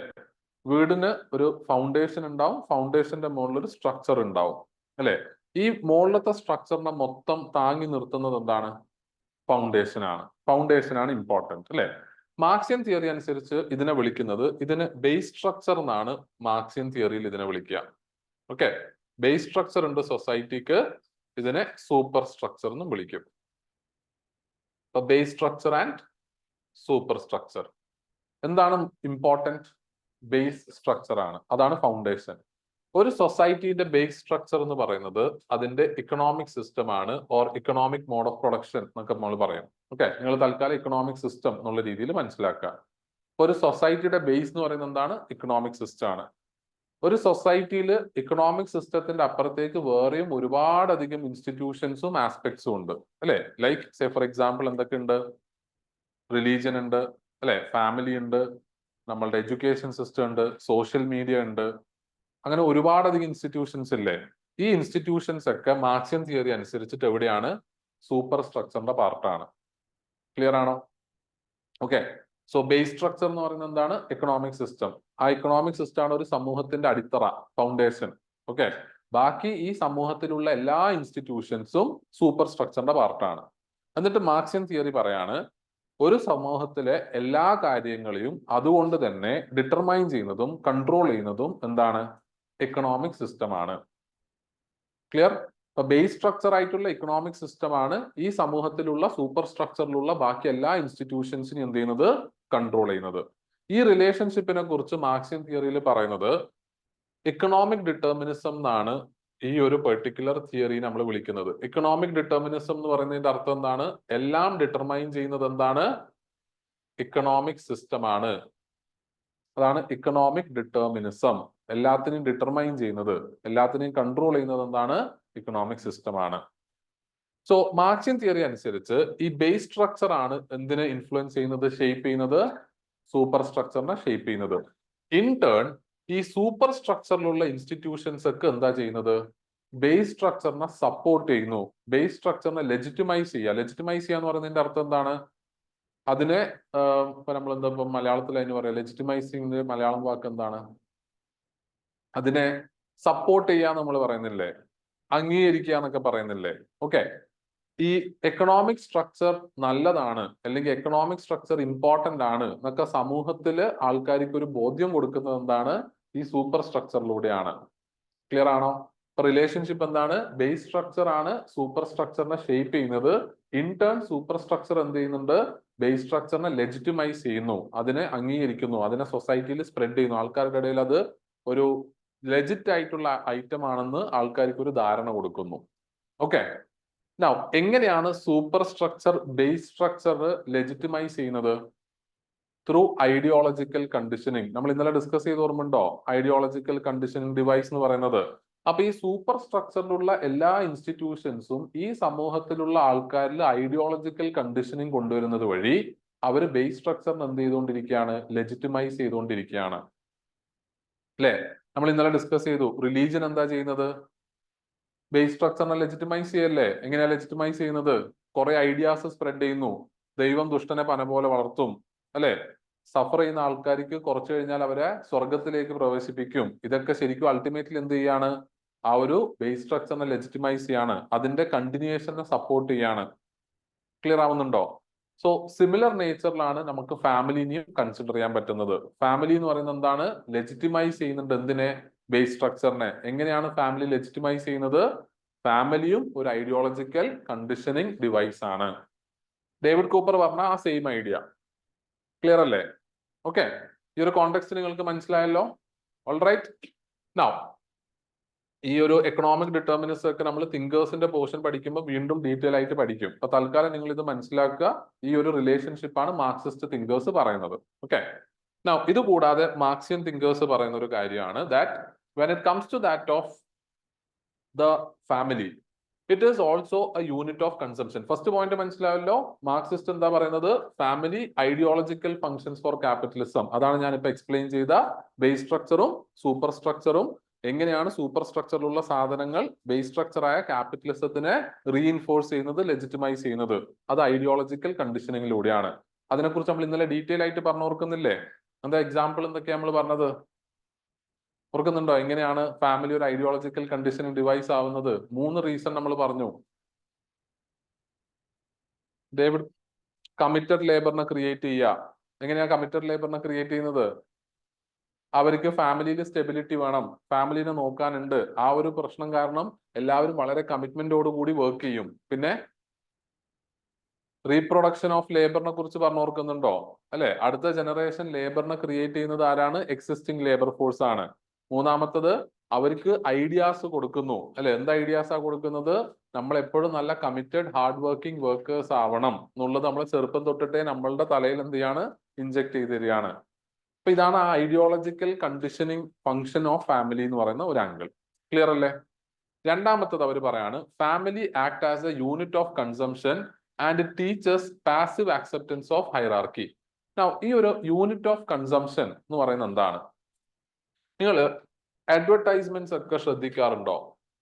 ഓക്കെ, നമ്മൾ അഡ്വർടൈസ്മെന്റ്സിലൊക്കെ എന്താണ് കാണിക്കുന്നത്, ഡെപിക്ട് ചെയ്യുന്നത് എന്താണ്? അതായത് ഇപ്പൊ ഒരു കാറിന്റെ പരസ്യം, അല്ലെ? ആ കാറിന്റെ പരസ്യത്തിൽ കാണിക്കുക എന്താണ്? വളരെ ഹാപ്പി ആയിട്ട് പോകുന്ന ഒരു ഫാമിലി, അല്ലെ? ഒരു പാസഞ്ചർ കാറാണ്, ഒരു ഫാമിലിനെ ടാർഗറ്റ് ചെയ്യുന്ന കാറാണെന്നുണ്ടെങ്കിൽ അതിനകത്ത് കാണിക്കുന്നത്. സ്പോർട്സ് കാറിലൊക്കെ ചിലപ്പം ഒരു ഇൻഡിവിജ്വലിനെ മാത്രമേ കാണിക്കുള്ളൂ. പക്ഷെ ഒരു പാസഞ്ചർ കാർ എന്നുള്ള രീതിയിൽ ആ സെഗ്മെന്റിൽ ഉള്ളതാണെങ്കിൽ കാണിക്കുന്ന എന്തായിരിക്കും? കാറിന്റെ പരസ്യത്തിലൊക്കെ വളരെ സന്തോഷിച്ചിരിക്കുന്ന ഒരു ഫാമിലിനെ നിങ്ങൾക്ക് കാണാൻ പറ്റും. ഓക്കെ, അത് എന്ത് കൈൻഡ് ഓഫ് പിക്ചർ ആണ് ജനങ്ങളിലേക്ക് കൊടുക്കുന്നത്? ദാറ്റ് നമ്മൾ ഒരു കാറ് വാങ്ങിച്ചാൽ നമ്മളെ ഫാമിലിയും വളരെയധികം ഹാപ്പി ആവും, അല്ലെ? ബാക്കി ഇലക്ട്രോണിക് പ്രൊഡക്ട്സ് നിങ്ങൾ നോക്കുക, അതിലൊക്കെ എന്താണ്? ഒരു ഹാപ്പി ഫാമിലിനെ ഡെപിക്ട് ചെയ്യും. അത് വാങ്ങിച്ചു കഴിഞ്ഞാൽ ഭയങ്കര ഹാപ്പി ആവുന്നു, അല്ലെ? ഈവൻ വാഷിംഗ് മെഷീൻ ആണെങ്കിലും, അല്ലെ? അവര് അലക്കുന്നു, പണി എളുപ്പമാണ്, അതുകൊണ്ട് തന്നെ എന്താണ്? ഭയങ്കര ഹാപ്പിയാണ് ഫാമിലി. ഭയങ്കര ഒരു അങ്ങനെ ഒരു പിക്ചറാണ് ഇത്. ശരിക്കും എന്താ ചെയ്യുന്നത്? ഫാമിലിക്ക് ഒരു കൈൻഡ് ഓഫ് ഒരു നോഷൻ ക്രിയേറ്റ് ചെയ്യാണ് that if you possess these items, if you buy these consumer products, then there is a chance that you will be happier in your life. അല്ലെ? ഈ ഒരു കൈൻഡ് ഓഫ് നോഷൻ ക്രിയേറ്റ് ചെയ്യുമ്പോൾ നമ്മൾ ആ happiness ഉണ്ടാവും എന്ന് വിചാരിച്ച് നമ്മൾ എന്ത് ചെയ്യുന്നു? ആ പ്രൊഡക്ട്സ് വാങ്ങിക്കുന്നു. അല്ലെ? അപ്പം ഒരു പ്രൊഡക്റ്റിന്റെ ഡിമാൻഡ് ശരിക്കും ക്രിയേറ്റ് ചെയ്യുന്നത് എവിടുന്നാണ്? ഫാമിലിയിൽ നിന്നാണ്. അല്ലെ? ഈ പ്രൊഡക്റ്റിന്റെ ഡിമാൻഡ് ആർക്ക് ഇമ്പോർട്ടന്റ് ആണ്? ക്യാപിറ്റലിസ്റ്റുകൾക്ക് ഇമ്പോർട്ടന്റ് അല്ലേ? കാരണം ക്യാപിറ്റലിസം നിലനിൽക്കണമെങ്കിൽ ആൾക്കാർ എന്ത് ചെയ്യണം? അവരുടെ പ്രൊഡക്ട്സ് വാങ്ങിക്കണം, അവർക്ക് ഡിമാൻഡ് കൂടണം, എന്നാലേ അവർക്ക് എന്ത് ചെയ്യുള്ളൂ? പ്രോഫിറ്റ് കൂടത്തുള്ളൂ. റൈറ്റ്? അപ്പൊ ആ ഒരു സെൻസിൽ നമ്മൾ ചിന്തിക്കുമ്പം ക്യാപിറ്റലിസ്റ്റുകളുടെ ഇൻട്രസ്റ്റിന് വളരെ ഇമ്പോർട്ടന്റ് ആണ് ദാറ്റ് പ്രൊഡക്ട്സ് സെൽ ചെയ്യണം. ആ പ്രൊഡക്ട്സ് സെൽ ചെയ്യാൻ അവർ ടാർഗറ്റ് ചെയ്യുന്നത് ആരെയാണ്? ഫാമിലിനെയാണ്. അതെങ്ങനെയാണ് ടാർഗറ്റ് ചെയ്യുന്നത്? ത്രൂ കണ്ടീഷനിങ് ആണ്. ഇതേപോലെ മീഡിയയിലെ കൂടിയൊക്കെ കുറെ റോസി പിക്ചർ ഓഫ് പ്രൊഡക്ട്സ് കാണിച്ചിട്ട്. അല്ലെ? ഇപ്പൊ നിങ്ങൾ തന്നെ ആലോചിച്ചാൽ മതി, ഈ ജനറലി നമ്മൾ പറയില്ലേ, നമ്മളൊരു ഫോൺ വാങ്ങിക്കുന്നതിന് മുമ്പ് നമ്മൾ ആ ഫോണിനെ കുറിച്ചൊക്കെ നോക്കുമ്പോൾ നമ്മളൊരിക്കും അടിപൊളി അല്ലെ എന്നൊക്കെ വിചാരിക്കുന്നു. ഫോൺ വാങ്ങിക്കുന്നു, എത്ര ദിവസം ഉണ്ടാവും ആ ഫോണിന്റെ അടുത്തുള്ള ആവേശം? ഒരു 2-3 ദിവസം ഉണ്ടാവും. അത് കഴിഞ്ഞാൽ പിന്നെ എന്താ സംഭവിക്കുക? നമുക്ക് പിന്നെ അത് അനാദർ ഒരു ഫോൺ, അത്രയല്ലേ ഉള്ളൂ. അല്ലെ? അതിപ്പോ ഏത് വലിയ ബ്രാൻഡഡ് ഫോൺ ആണെങ്കിൽ പോലും അത് അത്രേ ഉള്ളൂ. ഇപ്പൊ നമ്മൾ എന്താ വിചാരിക്കുന്നത്? ആ ബ്രാൻഡഡ് ഫോൺ എനിക്ക് കിട്ടിക്കഴിഞ്ഞാൽ ഞാൻ ഭയങ്കര ഹാപ്പി ആവും, അല്ലെ? ഭയങ്കര അടിപൊളിയായിരിക്കും. പക്ഷെ അങ്ങനെയാണോ? പലപ്പോഴും അങ്ങനെ ആയിരിക്കില്ല. നിങ്ങളുടെ തന്നെ എക്സ്പീരിയൻസ് മനസ്സിലാവില്ലേ? അപ്പം ഇത് പക്ഷെ നമുക്ക് അങ്ങനെ ഫീലിംഗ് വരാൻ കാരണം എന്താ? നമുക്കത് കിട്ടിക്കഴിഞ്ഞാൽ ഭയങ്കര അടിപൊളിയായിരിക്കും എന്നുള്ള ഫീലിംഗ് എന്തുകൊണ്ടാണ് വരുന്നത്? മീഡിയയിലെ കണ്ടീഷനിങ് ആണ്. റൈറ്റ്? അപ്പൊ അത് നടന്നുകൊണ്ടിരിക്കുന്നു. അത് ഫാമിലിയിൽ കുറച്ചും കൂടി കൂടുതൽ നടക്കുന്നു. ക്ലിയർ ആണോ? ഓക്കെ. ഇനി മൂന്നാമത്തത്, ഈ ക്യാപിറ്റലിസത്തിന് വളരെ ഇമ്പോർട്ടന്റ് ആയിട്ടുള്ള വേറൊരു കാര്യമാണ് ക്യാപിറ്റലിസത്തിന്റെ സ്ട്രക്ചറിനെ നിലനിർത്തുക എന്നുള്ളത്. എന്താണ് ഈ ക്യാപിറ്റലിസത്തിന്റെ സ്ട്രക്ചർ നിലനിർത്തുക എന്ന് പറയുന്നതിന്റെ അർത്ഥം? ഈ ക്യാപിറ്റലിസം 2 ക്ലാസ് ഓഫ് ആൾക്കാരെ ക്രിയേറ്റ് ചെയ്യുന്നു. ഒരു സൈഡിൽ ആരാണ്? ഹാവ്സ് എന്ന് പറയുന്ന ആൾക്കാർ, അല്ലെ? സ്വത്ത് ഉള്ള ആൾക്കാർ, പ്രോപ്പർട്ടി ഉള്ള ആൾക്കാർ, അവരാണ് നമ്മൾ എന്ത് വിളിക്കുന്നത്? ഹാവ്സ്. അടുത്ത സ്റ്റേജിൽ ആരാണ്? ഹാവ് നോട്ട്സ്, ഒന്നും ഇല്ലാത്ത ആൾക്കാർ. റൈറ്റ്? ഈ ഹാവ്സിന് എപ്പോഴും എന്ത് വേണം? അവരുടെ അടുത്ത ജനറേഷൻസും അതിന്റെ അപ്പുറത്തെ ജനറേഷൻസ് ഒക്കെ ആരായി തുടരണം? ഹാവ്സ് ആയി തുടരണം. ഹാവ് നോട്ട്സിന്റെ അവസ്ഥ എപ്പോഴും എന്തായിരിക്കണം? ഹാവ് നോട്ട്സ് ആയിട്ട് തന്നെ തുടരണം. ഈ ഒരു സ്ട്രക്ചർ മെയിൻറ്റെയിൻ ചെയ്യാന്നുള്ളത് ക്യാപിറ്റലിസ്റ്റുകൾക്ക് ഇമ്പോർട്ടന്റ് ആണ്. കാരണം എന്താണ്? അവര് ഈ ഒരു സ്ട്രക്ചറിൽ അവർക്ക് ഒരുപാട് അഡ്വാൻറ്റേജ് കിട്ടുന്നുണ്ട്, പ്രിവിലേജ് കിട്ടുന്നുണ്ട്. അപ്പൊ ആ പ്രിവിലേജ് നിലനിർത്താനല്ലേ അവർ ശ്രമിക്കുന്നത്. അതെങ്ങനെ അവർ ശ്രമിക്കുന്നത്? Through inheritance. അല്ലെ? ഇൻഹെറിറ്റൻസ് എന്ന് പറയുന്ന ഒരു സിസ്റ്റം കാരണമല്ലേ ഈ സമൂഹത്തിലുള്ള സ്ട്രക്ചർ അതുപോലെ തുടരുന്നത്. ഇപ്പൊ ഞാൻ ഇന്നലെ നിങ്ങളടുത്ത് പറഞ്ഞു, ഒരു സൊസൈറ്റിയിലുള്ള റിച്ച് ആയിട്ടുള്ള ആൾക്കാർ റിച്ച് ആയിക്കൊണ്ടേയിരിക്കുന്നു, പോർ ആയിട്ടുള്ള ആൾക്കാർ പോർ ആയിക്കൊണ്ടേയിരിക്കുന്നു. ഈ സ്ട്രക്ചർ സമൂഹത്തിൽ നിലനിൽക്കാനുള്ള കാരണം എന്താണ്? ബിക്കോസ് ഓഫ് ഇൻഹെറിറ്റൻസ് അല്ലേ? എന്റെ ഫാദർ റിച്ച് ആണ്, അല്ലെങ്കിൽ എന്റെ മദർ റിച്ച് ആണ്. That doesn't necessarily make me rich if there is no inheritance. അല്ലെ? എനിക്ക് ഇൻഹെറിറ്റൻസ് ഇല്ലെങ്കിൽ ഞാൻ റിച്ച് ആവോ? ഞാനും കഷ്ടപ്പെട്ട് അധ്വാനിക്കണം, അല്ലെ? എന്നാലേ ഞാനും എന്താവുള്ളൂ? റിച്ച് ആവുള്ളൂ. പക്ഷെ ഇൻഹെറിറ്റൻസ് ഉള്ളത് കൊണ്ട് ഞാൻ ജനിക്കുമ്പോൾ തന്നെ ഒരുപാട് സ്വത്തുക്കളുടെ ഇടയിലാണ് ഞാൻ ജനിക്കുന്നത്. എനിക്ക് ആ സ്വത്തുക്കൾ കുറച്ച് കഴിയുമ്പോൾ ട്രാൻസ്ഫർ ചെയ്ത് കിട്ടുന്നു. അതുകൊണ്ട് ഈ ക്യാപിറ്റലിസം ക്രിയേറ്റ് ചെയ്ത സോഷ്യൽ സ്ട്രക്ചർ സൊസൈറ്റിയിൽ കണ്ടിന്യൂ ചെയ്തു പോകുന്നു. അതും എന്തിന്റെ ഫംഗ്ഷൻ ആണ്? ഫാമിലിയിലൂടെ അല്ലേ അത് പോസിബിൾ ആവുന്നത്. ഫാമിലിയിലൂടെയാണ് നമ്മളുടെ ലീനിയേജ് എന്ന് പറയുന്നത്, അല്ലെ? നമ്മളെ ഡിസെന്റ് എന്ന് പറയുന്നത്, അടുത്ത ജനറേഷൻ ആരാണ് എന്നൊക്കെ ഉള്ളത് ഒരു ഫാമിലി ചെയിനിലല്ലേ തീരുമാനിക്കുന്നത്. അപ്പൊ അതുവഴി എന്ത് ചെയ്യുന്നു? കണ്ടിന്യൂ ചെയ്തു പോകുന്നു. നമ്മൾ ഈ നെപ്പോട്ടിസം എന്നൊക്കെ പറയുന്നില്ലേ? അല്ലെ? നിങ്ങൾ ഫേവറിറ്റിസം, നെപ്പോട്ടിസം എന്നൊക്കെ കേൾക്കാറില്ലേ? അത് ശരിക്കും എന്താണ്? ആ സോഷ്യൽ സ്ട്രക്ചർ മെയിൻറ്റെയിൻ ചെയ്യാണ്. എന്തുകൊണ്ടാണ് അത് സംഭവിക്കാൻ കാരണം? ലിനിയേജും ഈ പറയുന്ന മറ്റെന്താ പറയണ്ട ഡിസെന്റ് സിസ്റ്റം ഉള്ളതുകൊണ്ടല്ലേ? സിനിമ നടന്മാരുടെ, നടികളുടെ മക്കൾ വീണ്ടും സിനിമയിൽ തന്നെ എത്തുന്നു. എന്തുകൊണ്ട് എത്തുന്നു? Because of that lineage. അല്ലെ? ഇപ്പൊ ബോളിവുഡിൽ കപൂർ ഫാമിലിയിൽ ജനിക്കുന്ന ഒരാൾക്ക് എന്തായാലും സിനിമയിൽ തല കാണിക്കാം. അവർക്ക് അഭിനയിക്കാൻ അറിയാണെങ്കിൽ ചിലപ്പോൾ കുറച്ചും കൂടി എന്ത് കിട്ടും? ചാൻസ് കിട്ടും. അഭിനയിക്കാൻ അറിയില്ലെങ്കിലും അവർക്ക് 1-2 ചാൻസ് അറ്റ്ലീസ്റ്റ് കിട്ടില്ലേ? അല്ലെ? ഇനി നേരെ മറിച്ച് ഇങ്ങനെ ഒരു ബന്ധമില്ലാത്ത ഒരാൾക്ക് ആ മൂവി ഇൻഡസ്ട്രിയിലേക്ക് വരണമെങ്കിൽ ഭയങ്കര ബുദ്ധിമുട്ടല്ലേ? റൈറ്റ്? അപ്പം ഏതൊരു ആക്ടർ, എനിക്ക് പേര് ഓർമ്മയില്ല, ഹിന്ദിയിൽ ഒരു ആക്ടറാണ്, പുള്ളി ഏതൊരു ഇന്റർവ്യൂ കൊടുക്കുമ്പം പുള്ളിയുടെ തൊട്ട് ഓപ്പോസിറ്റ് ഹീറോയിൻ ആയിട്ട് ആക്ട് ചെയ്ത ആ പെർട്ടിക്കുലർ ആക്ട്രസ് പുള്ളിക്കാരി ഇതേപോലെ നെപ്പോ കിഡ് എന്ന് വിളിക്കുന്നുണ്ടല്ലോ, നെപ്പോട്ടിസം ഉള്ള, അപ്പൊ അങ്ങനെ ആരോ ആണ്. അപ്പം ആ പുള്ളിക്കാരി എന്തോ മൂവിയിലുള്ള ഹിറ്റുകൾക്ക് ആഫ്റ്റർ ഹിറ്റ് ക്രിയേറ്റ് ചെയ്യുന്നതിന്റെ സ്ട്രഗിളിനെ കുറിച്ച് പറയുമ്പം ആ മറ്റേ പുള്ളി ലൈക്ക് ഇത് കണക്ഷൻ ഒന്നും ഇല്ലാതെ വന്നതാണ്. അപ്പൊ അവൻ പറഞ്ഞു, നിങ്ങൾ ഇവിടെയാണ് സ്ട്രഗിളിനെ കുറിച്ച് പറയുന്നുണ്ടെങ്കിൽ നമ്മളുടെ സ്ട്രഗിൾ ഇതിനേക്കാൾ എത്രയോ മുമ്പേ തുടങ്ങിയതാണ്. ഓക്കെ, ഇതിൽ കയറുക എന്ന് തന്നെ പറയുന്നത് തന്നെ നമ്മൾക്കൊരു ഹിമാലയൻ ടാസ്ക് ആയിരുന്നു. ഇവര് സംസാരിക്കുന്നതിനെ കുറിച്ചിട്ടാണ്, അത് കയറിയതിനു ശേഷം ഹിറ്റ് ഉണ്ടാക്കാനുള്ളതിന്റെ ബുദ്ധിമുട്ടിനെ കുറിച്ചിട്ടാണ്. അപ്പൊ അതെന്തുകൊണ്ട് അങ്ങനെ സംഭവിക്കുന്നു? പൊളിറ്റീഷ്യൻസിന്റെ മക്കൾ പൊളിറ്റീഷ്യൻസ് ആവുന്നു. എത്രയോ എക്സാമ്പിൾസ് ഇല്ലേ? ഇന്ത്യയിൽ ഇപ്പൊ ഡൈനാസ്റ്റി പൊളിറ്റിക്സ് ഇല്ല എന്ന് പറയുന്ന പാർട്ടിയിൽ പോലും ഡൈനാസ്റ്റി പൊളിറ്റിക്സ് തന്നെയാണ്, അല്ലെ? ബിസിനസ്സുകാരുടെ മക്കൾ ബിസിനസ് ആവുന്നു, അല്ലെ? ഇനി ഇവൺ അതിപ്പോ നമുക്ക് കണ്ടുവരാൻ പറ്റുന്ന ഒരു ട്രെൻഡ്, സിവിൽ സർവൻസിന്റെ മക്കൾ സിവിൽ സർവൻസ് ആവുന്നു, റൈറ്റ്? അപ്പൊ അത് ആ ഒരു ലീനിയേജ് ഡിസെന്റ് ഇമ്പാക്ട് ചെയ്യുന്നത് കൊണ്ടാണ്. അപ്പൊ അത് ക്യാപിറ്റലിസത്തിന്റെ ബേസിസിൽ ഈ സ്ട്രക്ചർ കണ്ടിന്യൂ ചെയ്തു പോകാനുള്ള കാരണം എന്താണ്? Because of family. അപ്പൊ അതുകൊണ്ട് അവർ പറയുന്നത് ഫാമിലി എഗെയിൻ ക്യാപിറ്റലിസത്തിനെ സപ്പോർട്ട് ചെയ്യുന്നു. 3 പോയിന്റ് മനസ്സിലായോ? അപ്പൊ എങ്ങനെയാണ് ഫാമിലി ക്യാപിറ്റലിസത്തിനെ സപ്പോർട്ട് ചെയ്യുന്നത്? ഒന്ന് ഒരു ഐഡിയോളജിക്കൽ കണ്ടീഷനിങ് ഡിവൈസ് ആയിട്ട്, രണ്ടാമത്തത് യൂണിറ്റ് ഓഫ് കൺസംഷൻ ആയിട്ട്, മൂന്നാമത്തത് ഈ ക്യാപിറ്റലിസ്റ്റിക് സോഷ്യൽ സ്ട്രക്ചറിനെ നിലനിർത്താനും ഫാമിലി എന്ത് ചെയ്യുന്നു? സഹായിക്കുന്നു. ഓക്കെ അല്ലേ? ഇനി ഇവിടെ നമ്മൾ ഫെഡറിക് എംഗൽസിന്റെ ഒരു വ്യൂ പോയിന്റ് കൂടി പറയണം. ഫെഡറിക് എംഗൽസിനെ കുറിച്ച് കേട്ടിട്ടുണ്ടോ? ഓക്കെ, കാൾ മാർക്സിനെ കുറിച്ച് കേട്ടില്ലേ? ആ കാൾ മാർക്സിന്റെ സന്തത സഹചാരിയാണ് ആര്?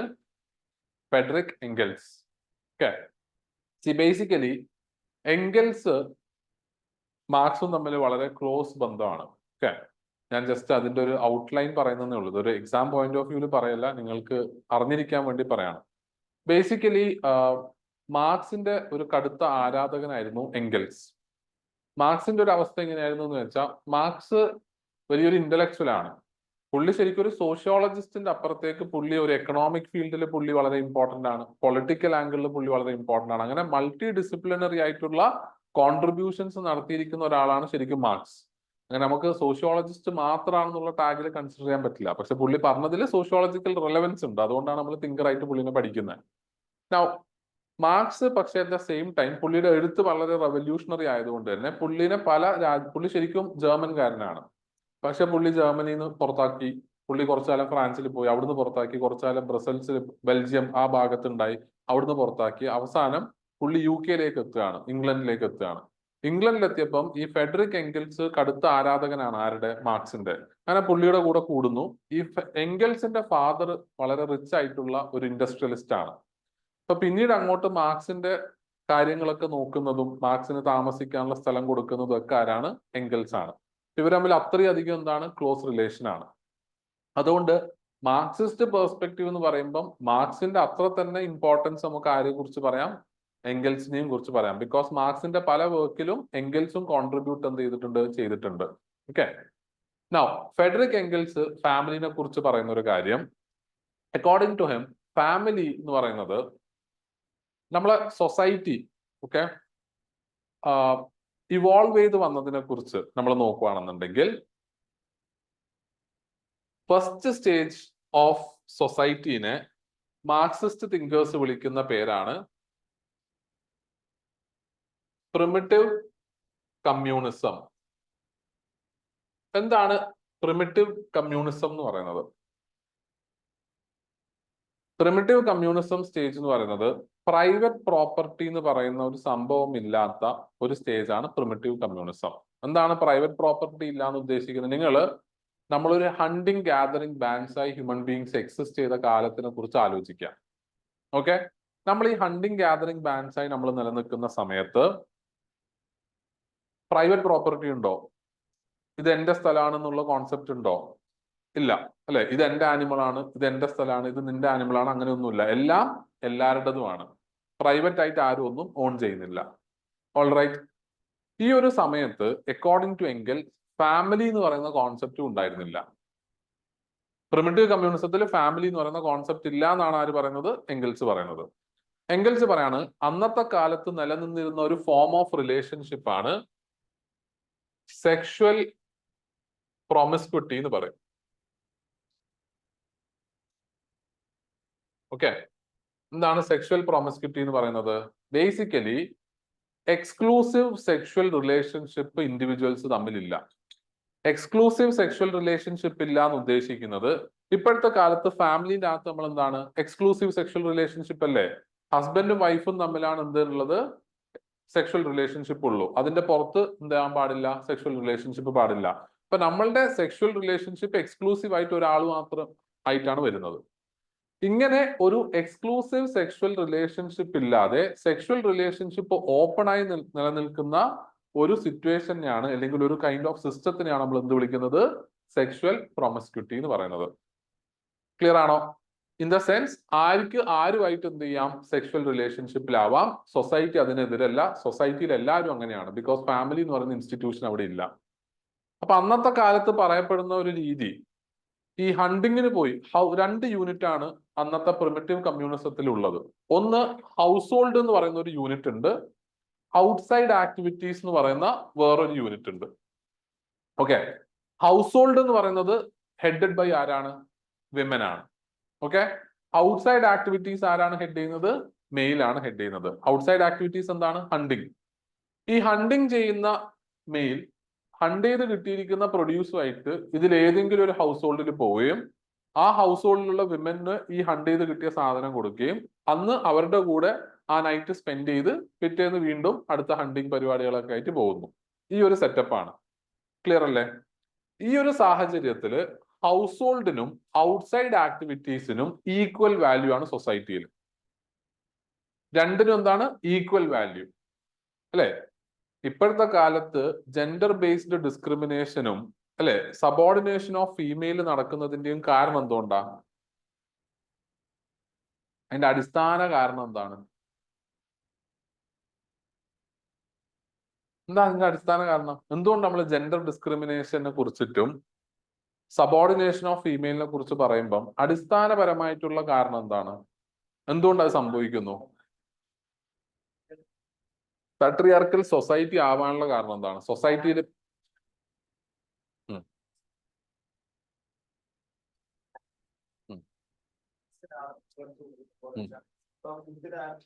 അതാണ് എന്റെ ചോദ്യം. അതായത് എന്തുകൊണ്ട് ആ പ്രിഫറൻസ് മെയിലിന് കിട്ടുന്നു? അതെ, ബ്രെഡ് വിന്നർ എന്ന് പറയുമ്പം അതിനകത്ത് എന്താണ് കുറച്ചും കൂടി സ്പെസിഫിക് ആയിട്ട് നമ്മൾ പറയുകയാണെങ്കിൽ എക്കണോമിക് ആസ്പെക്ട് ആണ് അല്ലെ? ഇന്നത്തെ കാലത്ത് വിമന്റെ സബോർഡിനേഷന്റെ റീസൺ എന്താണ്? വിമന്റെ എക്കണോമിക് ഡിപ്പെൻഡൻസി ഓവർ മെയിലാണ് അല്ലെ? എന്തുകൊണ്ട് എക്കണോമിക് ഡിപ്പെൻഡൻസി ഓവർ മെയിൽ വരുന്നു? എന്താ അതിന്റെ റീസൺ? വിമൻ പണ്ട് കാലം തൊട്ടിട്ട് ഹൗസ് ഹോൾഡ് ആണ് നോക്കിക്കൊണ്ടിരിക്കുന്നത് അല്ലെ? ഹൗസ് ഹോൾഡ് ആക്ടിവിറ്റീസിന് നമ്മൾ ഒരു എക്കണോമിക് വാല്യൂ കൽപ്പിക്കുന്നുണ്ടോ? ഇല്ല. അങ്ങനെ എക്കണോമിക് വാല്യൂ കൽപ്പിക്കാത്തത് കൊണ്ട് തന്നെ പുറത്തു പോയി ചെയ്യുന്ന എക്കണോമിക് വാല്യൂ ഉള്ള വർക്ക് ചെയ്യുന്ന മെയിലിന് എന്ത് കിട്ടി? ഓട്ടോമാറ്റിക് ആയിട്ട് എന്ത് കിട്ടി? സമൂഹത്തിൽ കൂടുതൽ വാല്യൂ കിട്ടാൻ തുടങ്ങി. ബിക്കോസ് ഫീമെയിൽ മെയിലിന്റെ അടുത്ത് എക്കണോമിക്കലി ഡിപ്പെൻഡന്റ് ആവാൻ തുടങ്ങി. ഇതല്ലേ ഫീമെയിലിന്റെ സബോർഡിനേഷന്റെ യഥാർത്ഥ കാരണം. ഇവിടുന്നാണ് ബാക്കി എല്ലാ ഫോംസ് ഓഫ് ഡിസ്ക്രിമിനേഷനും സ്റ്റാർട്ട് ചെയ്യുന്നത് അല്ലെ? അപ്പം പ്രിമിറ്റീവ് കമ്മ്യൂണിസത്തിൽ നമ്മൾ എങ്ങനെയായിരിക്കും അവിടുത്തെ സൊസൈറ്റി? മെയിലും ഫീമെയിലും തമ്മിൽ ഇതേപോലുള്ള ഒരു സബോർഡിനേഷൻ ആൻഡ് ഡോമിനൻസ് ഉണ്ടാവോ? ഇല്ല എന്നാണ് ഹണ്ടിങ് ഗാദറിംഗ് സൊസൈറ്റിയെ കുറിച്ച് എംഗൽസ് പറയുന്നത്. കാരണം അവിടെ ഹൗസ് ഹോൾഡിലെ ആക്ടിവിറ്റീസിനും ഔട്ട്സൈഡിലുള്ള ആക്ടിവിറ്റീസിനും സെയിം വാല്യൂ ആണ്. ക്ലിയർ അല്ലേ? എന്നിട്ട് എംഗൽസ് പറയാണ് സ്ലോലി എന്ത് സംഭവിച്ചു? ഈ പ്രിമിറ്റീവ് കമ്മ്യൂണിസത്തിൽ നിന്ന് മെല്ലെ മെല്ലെ മെല്ലെ നമ്മൾ സെറ്റിൽ ഡൗൺ ചെയ്തു. ഹണ്ടിങ് ഗാദറിംഗ് മാറി, നമ്മൾ അഗ്രികൾച്ചർ ചെയ്യാൻ തുടങ്ങി. അഗ്രികൾച്ചർ ആദ്യമൊക്കെ നമ്മൾ സബ്സിസ്റ്റൻസ് ലെവലാണ്. സബ്സിസ്റ്റൻസ് ഉദ്ദേശിക്കുന്നത് എന്താണ്? നമ്മൾക്ക് കഴിക്കാൻ എത്രയാണോ വേണ്ടത് അത്ര തന്നെ ഉള്ളൂ. ഓക്കെ, ഇങ്ങനെ ഒരു സബ്സിസ്റ്റൻസ് ലെവലിലേക്ക് നമ്മളുടെ അഗ്രികൾച്ചർ നീങ്ങി. അത് മെല്ലെ മെല്ലെ മെല്ലെ എന്തായി?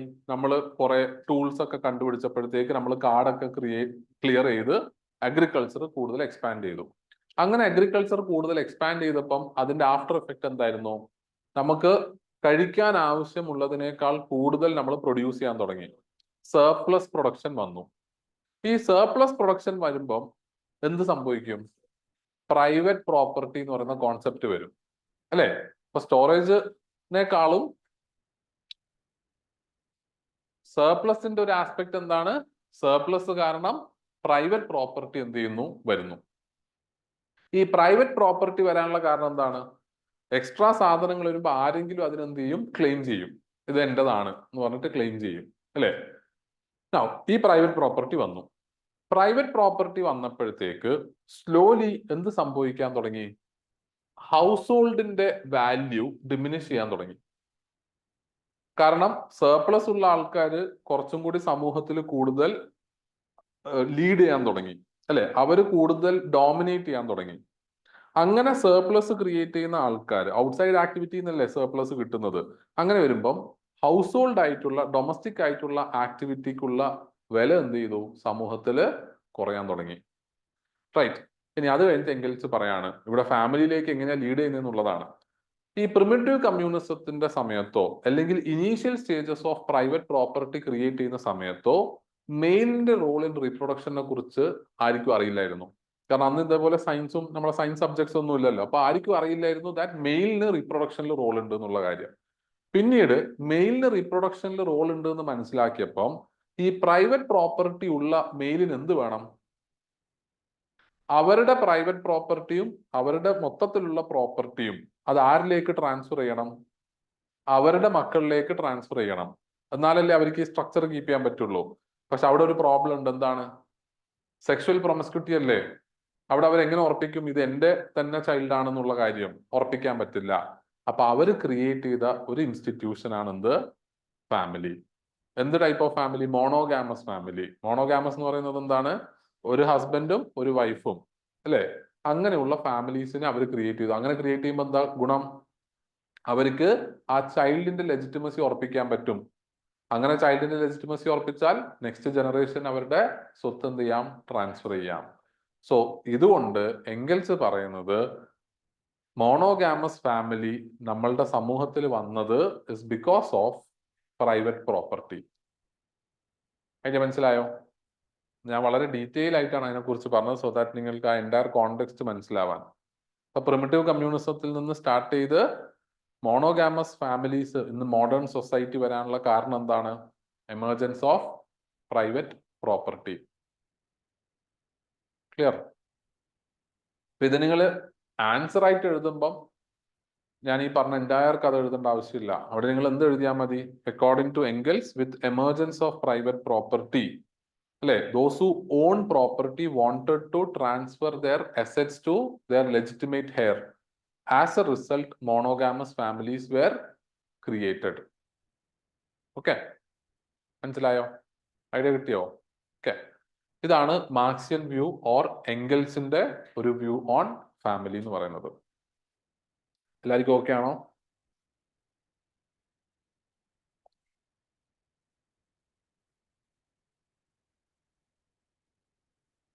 ദെൻ അത് കഴിഞ്ഞിട്ട് എംഗൽസ് പറയാണ് ഈ പ്രൈവറ്റ് പ്രോപ്പർട്ടി ഉള്ള ആൾക്കാരെ സപ്പോർട്ട് ചെയ്യാൻ വേണ്ടി സ്റ്റേറ്റും എന്ത് ചെയ്യുന്നു? ഹെൽപ്പ് ചെയ്യുന്നു. സ്റ്റേറ്റ് എങ്ങനെയാ ഹെൽപ്പ് ചെയ്യുന്നത്? സ്റ്റേറ്റ് എന്ത് ചെയ്തു? ഈ പറയുന്ന മോണോഗാമസ് ഫാമിലീസിനെ സപ്പോർട്ട് ചെയ്യുന്ന രീതിയിലുള്ള ലോസ് എന്ത് ചെയ്യാൻ തുടങ്ങി? സൊസൈറ്റിയിൽ കൊണ്ടുവരാൻ തുടങ്ങി, അല്ലെ? അപ്പൊ സ്റ്റേറ്റ് ആരുടെ കൂടെയാണ് നിൽക്കുന്നത്? പ്രൈവറ്റ് പ്രോപ്പർട്ടി ഉള്ള ആൾക്കാരുടെ കൂടെ. എന്തിനു വേണ്ടിയിട്ടാണ്? ബിക്കോസ് അവർക്ക് ആ പ്രോപ്പർട്ടി ട്രാൻസ്ഫർ ചെയ്യാനുള്ള എല്ലാ വിധത്തിലുള്ള ലീഗൽ സപ്പോർട്ടും ആര് ചെയ്തു കൊടുക്കുന്നുണ്ട്? സ്റ്റേറ്റ് ചെയ്തു കൊടുക്കുന്നുണ്ട്, അല്ലെ? ഇപ്പൊ നമ്മളെ ജനറലി ഉള്ള ലോയില് പോളിഗാമിയും, അല്ലെ, മറ്റുള്ള ഫോംസ് ഓഫ് ഫാമിലീസ് ഒന്നും അധികം അക്സെപ്റ്റ് ചെയ്യുന്നില്ല. മറിച്ച് ലീഗലി അക്സെപ്റ്റ് ചെയ്യുന്നത് എന്ത് ടൈപ്പ് ഓഫ് ഫാമിലീസ് മാത്രമേ ഉള്ളൂ? മോണോഗാമസ് ആയിട്ടുള്ള ഒരു ഹെട്രോസെക്ഷൽ ഫാമിലിനെ മാത്രമല്ലേ സപ്പോർട്ട് ചെയ്യുന്നുള്ളൂ. അത് എന്തുകൊണ്ടാണ്? ബിക്കോസ് ക്യാപിറ്റലിസ്റ്റുകളുടെ ഇൻട്രസ്റ്റ് പ്രൊട്ടക്ട് ചെയ്യണമെങ്കിൽ അങ്ങനെ വേണം. മനസ്സിലായല്ലോ? ഐഡിയ മനസ്സിലായോ? ഓക്കെ, നിങ്ങളൊരു കാര്യം ചെയ്യോ, നിങ്ങൾക്ക് PDF കിട്ടിയിട്ടുണ്ടല്ലോ, ഇല്ലേ? നിങ്ങൾക്ക് ബ്രോഡ്കാസ്റ്റിൽ എല്ലാവർക്കും PDF അയച്ചിട്ടുണ്ടാവണല്ലോ ഇവിടുത്തെ വാട്സാപ്പ് നമ്പറിന്ന്. ആ PDF ഒന്ന് എടുത്തിട്ട് ഈ ഒരു പോർഷൻ ജസ്റ്റ് ഒന്ന് വായിക്കോ? ഓക്കെ,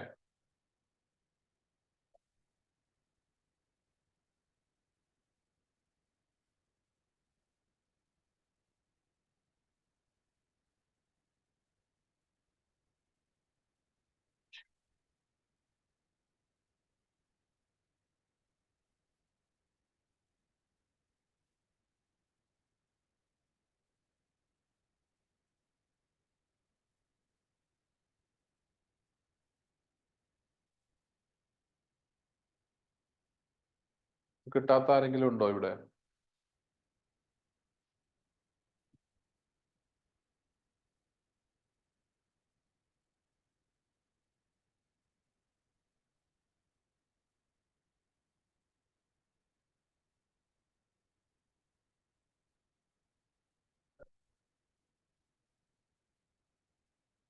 ആ ബുക്കിലുള്ളത് തന്നെ സെയിം.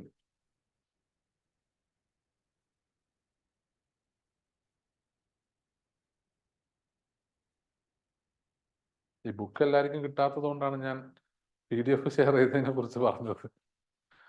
ഓക്കെ.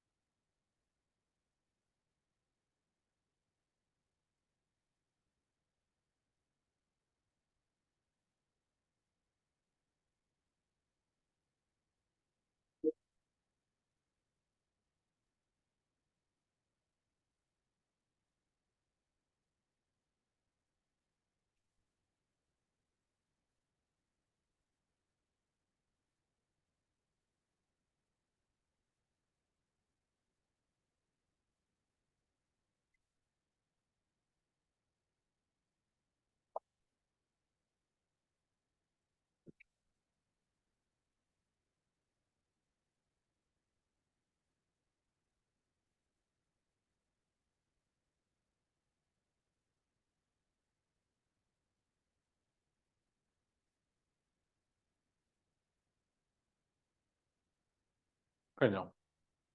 എന്തായാലും വായിച്ചോ. ഓക്കെ. ഇനി ഡൗട്ട് ഉണ്ടോ? വായിക്കുമ്പം ക്ലിയർ ആവുന്നില്ലേ? നീ സംശയം ഉണ്ടെങ്കിൽ ചോദിക്കാം. ഇല്ല, ക്ലിയർ ആണ്. ഓക്കെ. അങ്ങനെയാണെങ്കിൽ നമുക്ക് അടുത്തത് മാർക്സിസ്റ്റ് ഫെമിനിസ്റ്റ് വ്യൂ പോയിന്റ്സിലേക്ക് പോവാം.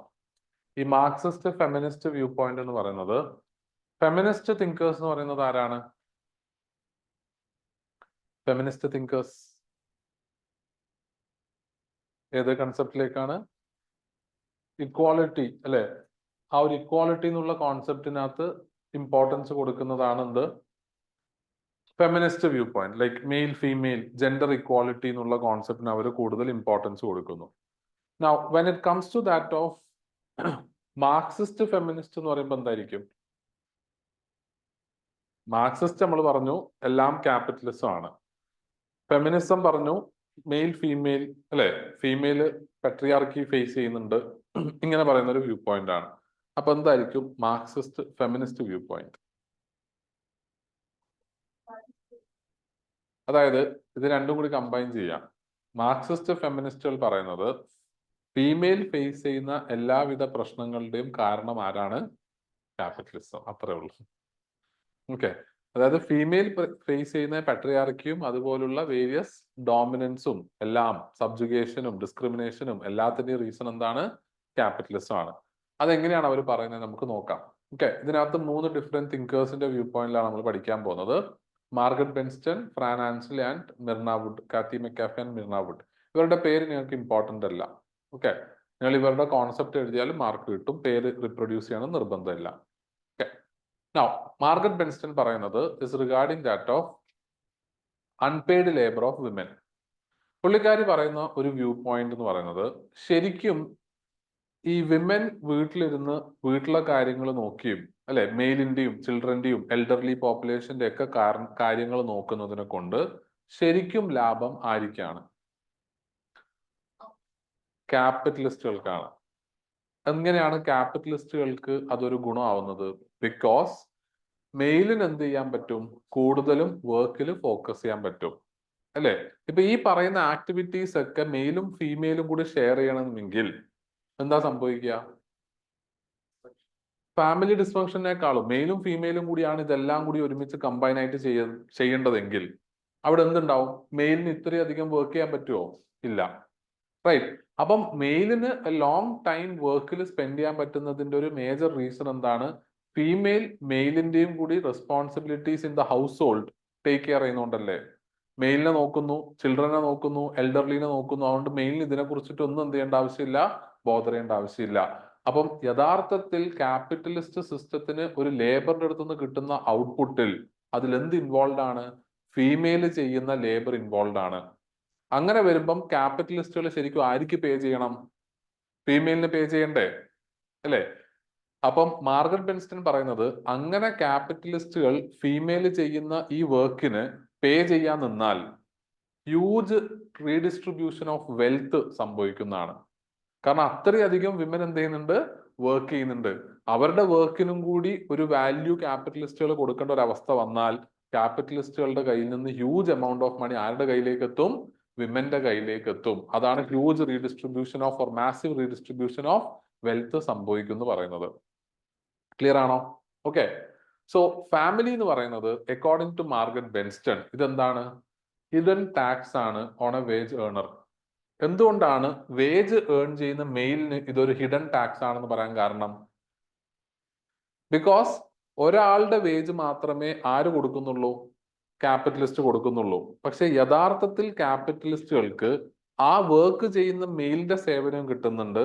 അതേപോലെ ആ മെയിലിന് വർക്ക് ചെയ്യാനുള്ള സാഹചര്യം ഒരുക്കി കൊടുക്കാൻ വേണ്ടി ഫീമെയില് ചെയ്യുന്ന കഷ്ടപ്പാടുകളും ഈ വേജിൽ തന്നെ അവർക്ക് കിട്ടുകയല്ലേ. റൈറ്റ്. അപ്പം ലിമിറ്റഡ് വേജ് കിട്ടുന്ന ഒരു മെയിലിന് ആ വേജിനെ കൊണ്ട് അവരുടെ ഫാമിലിയിൽ എന്ത് ചെയ്യണം? നോക്കണം അല്ലെ. അവിടെ ഫീമെയിൽ വർക്ക് ചെയ്യുന്നില്ല. കാരണം എന്താണ്? They have to take care of the family. അതുകൊണ്ട് മെയിലിന് വർക്ക് ചെയ്യാൻ പറ്റുന്നു. അപ്പൊ ഒരു വെടിക്ക് 2 പക്ഷിയാണ് ആർക്ക്? ക്യാപിറ്റലിസ്റ്റിന്. എന്തുകൊണ്ടാ? ഒരാളുടെ വേജ് കൊടുത്താൽ മതി, പക്ഷെ അതിനെ കൊണ്ട് അവർക്ക് 2 പേരുടെ സേവനം കിട്ടുന്നുണ്ട്. ഒന്ന് ഡയറക്റ്റ് ആയിട്ടും മറ്റേത് ഇൻഡയറക്റ്റ് ആയിട്ടും. ക്ലിയർ അല്ലേ? ഐഡിയ മനസ്സിലായോ?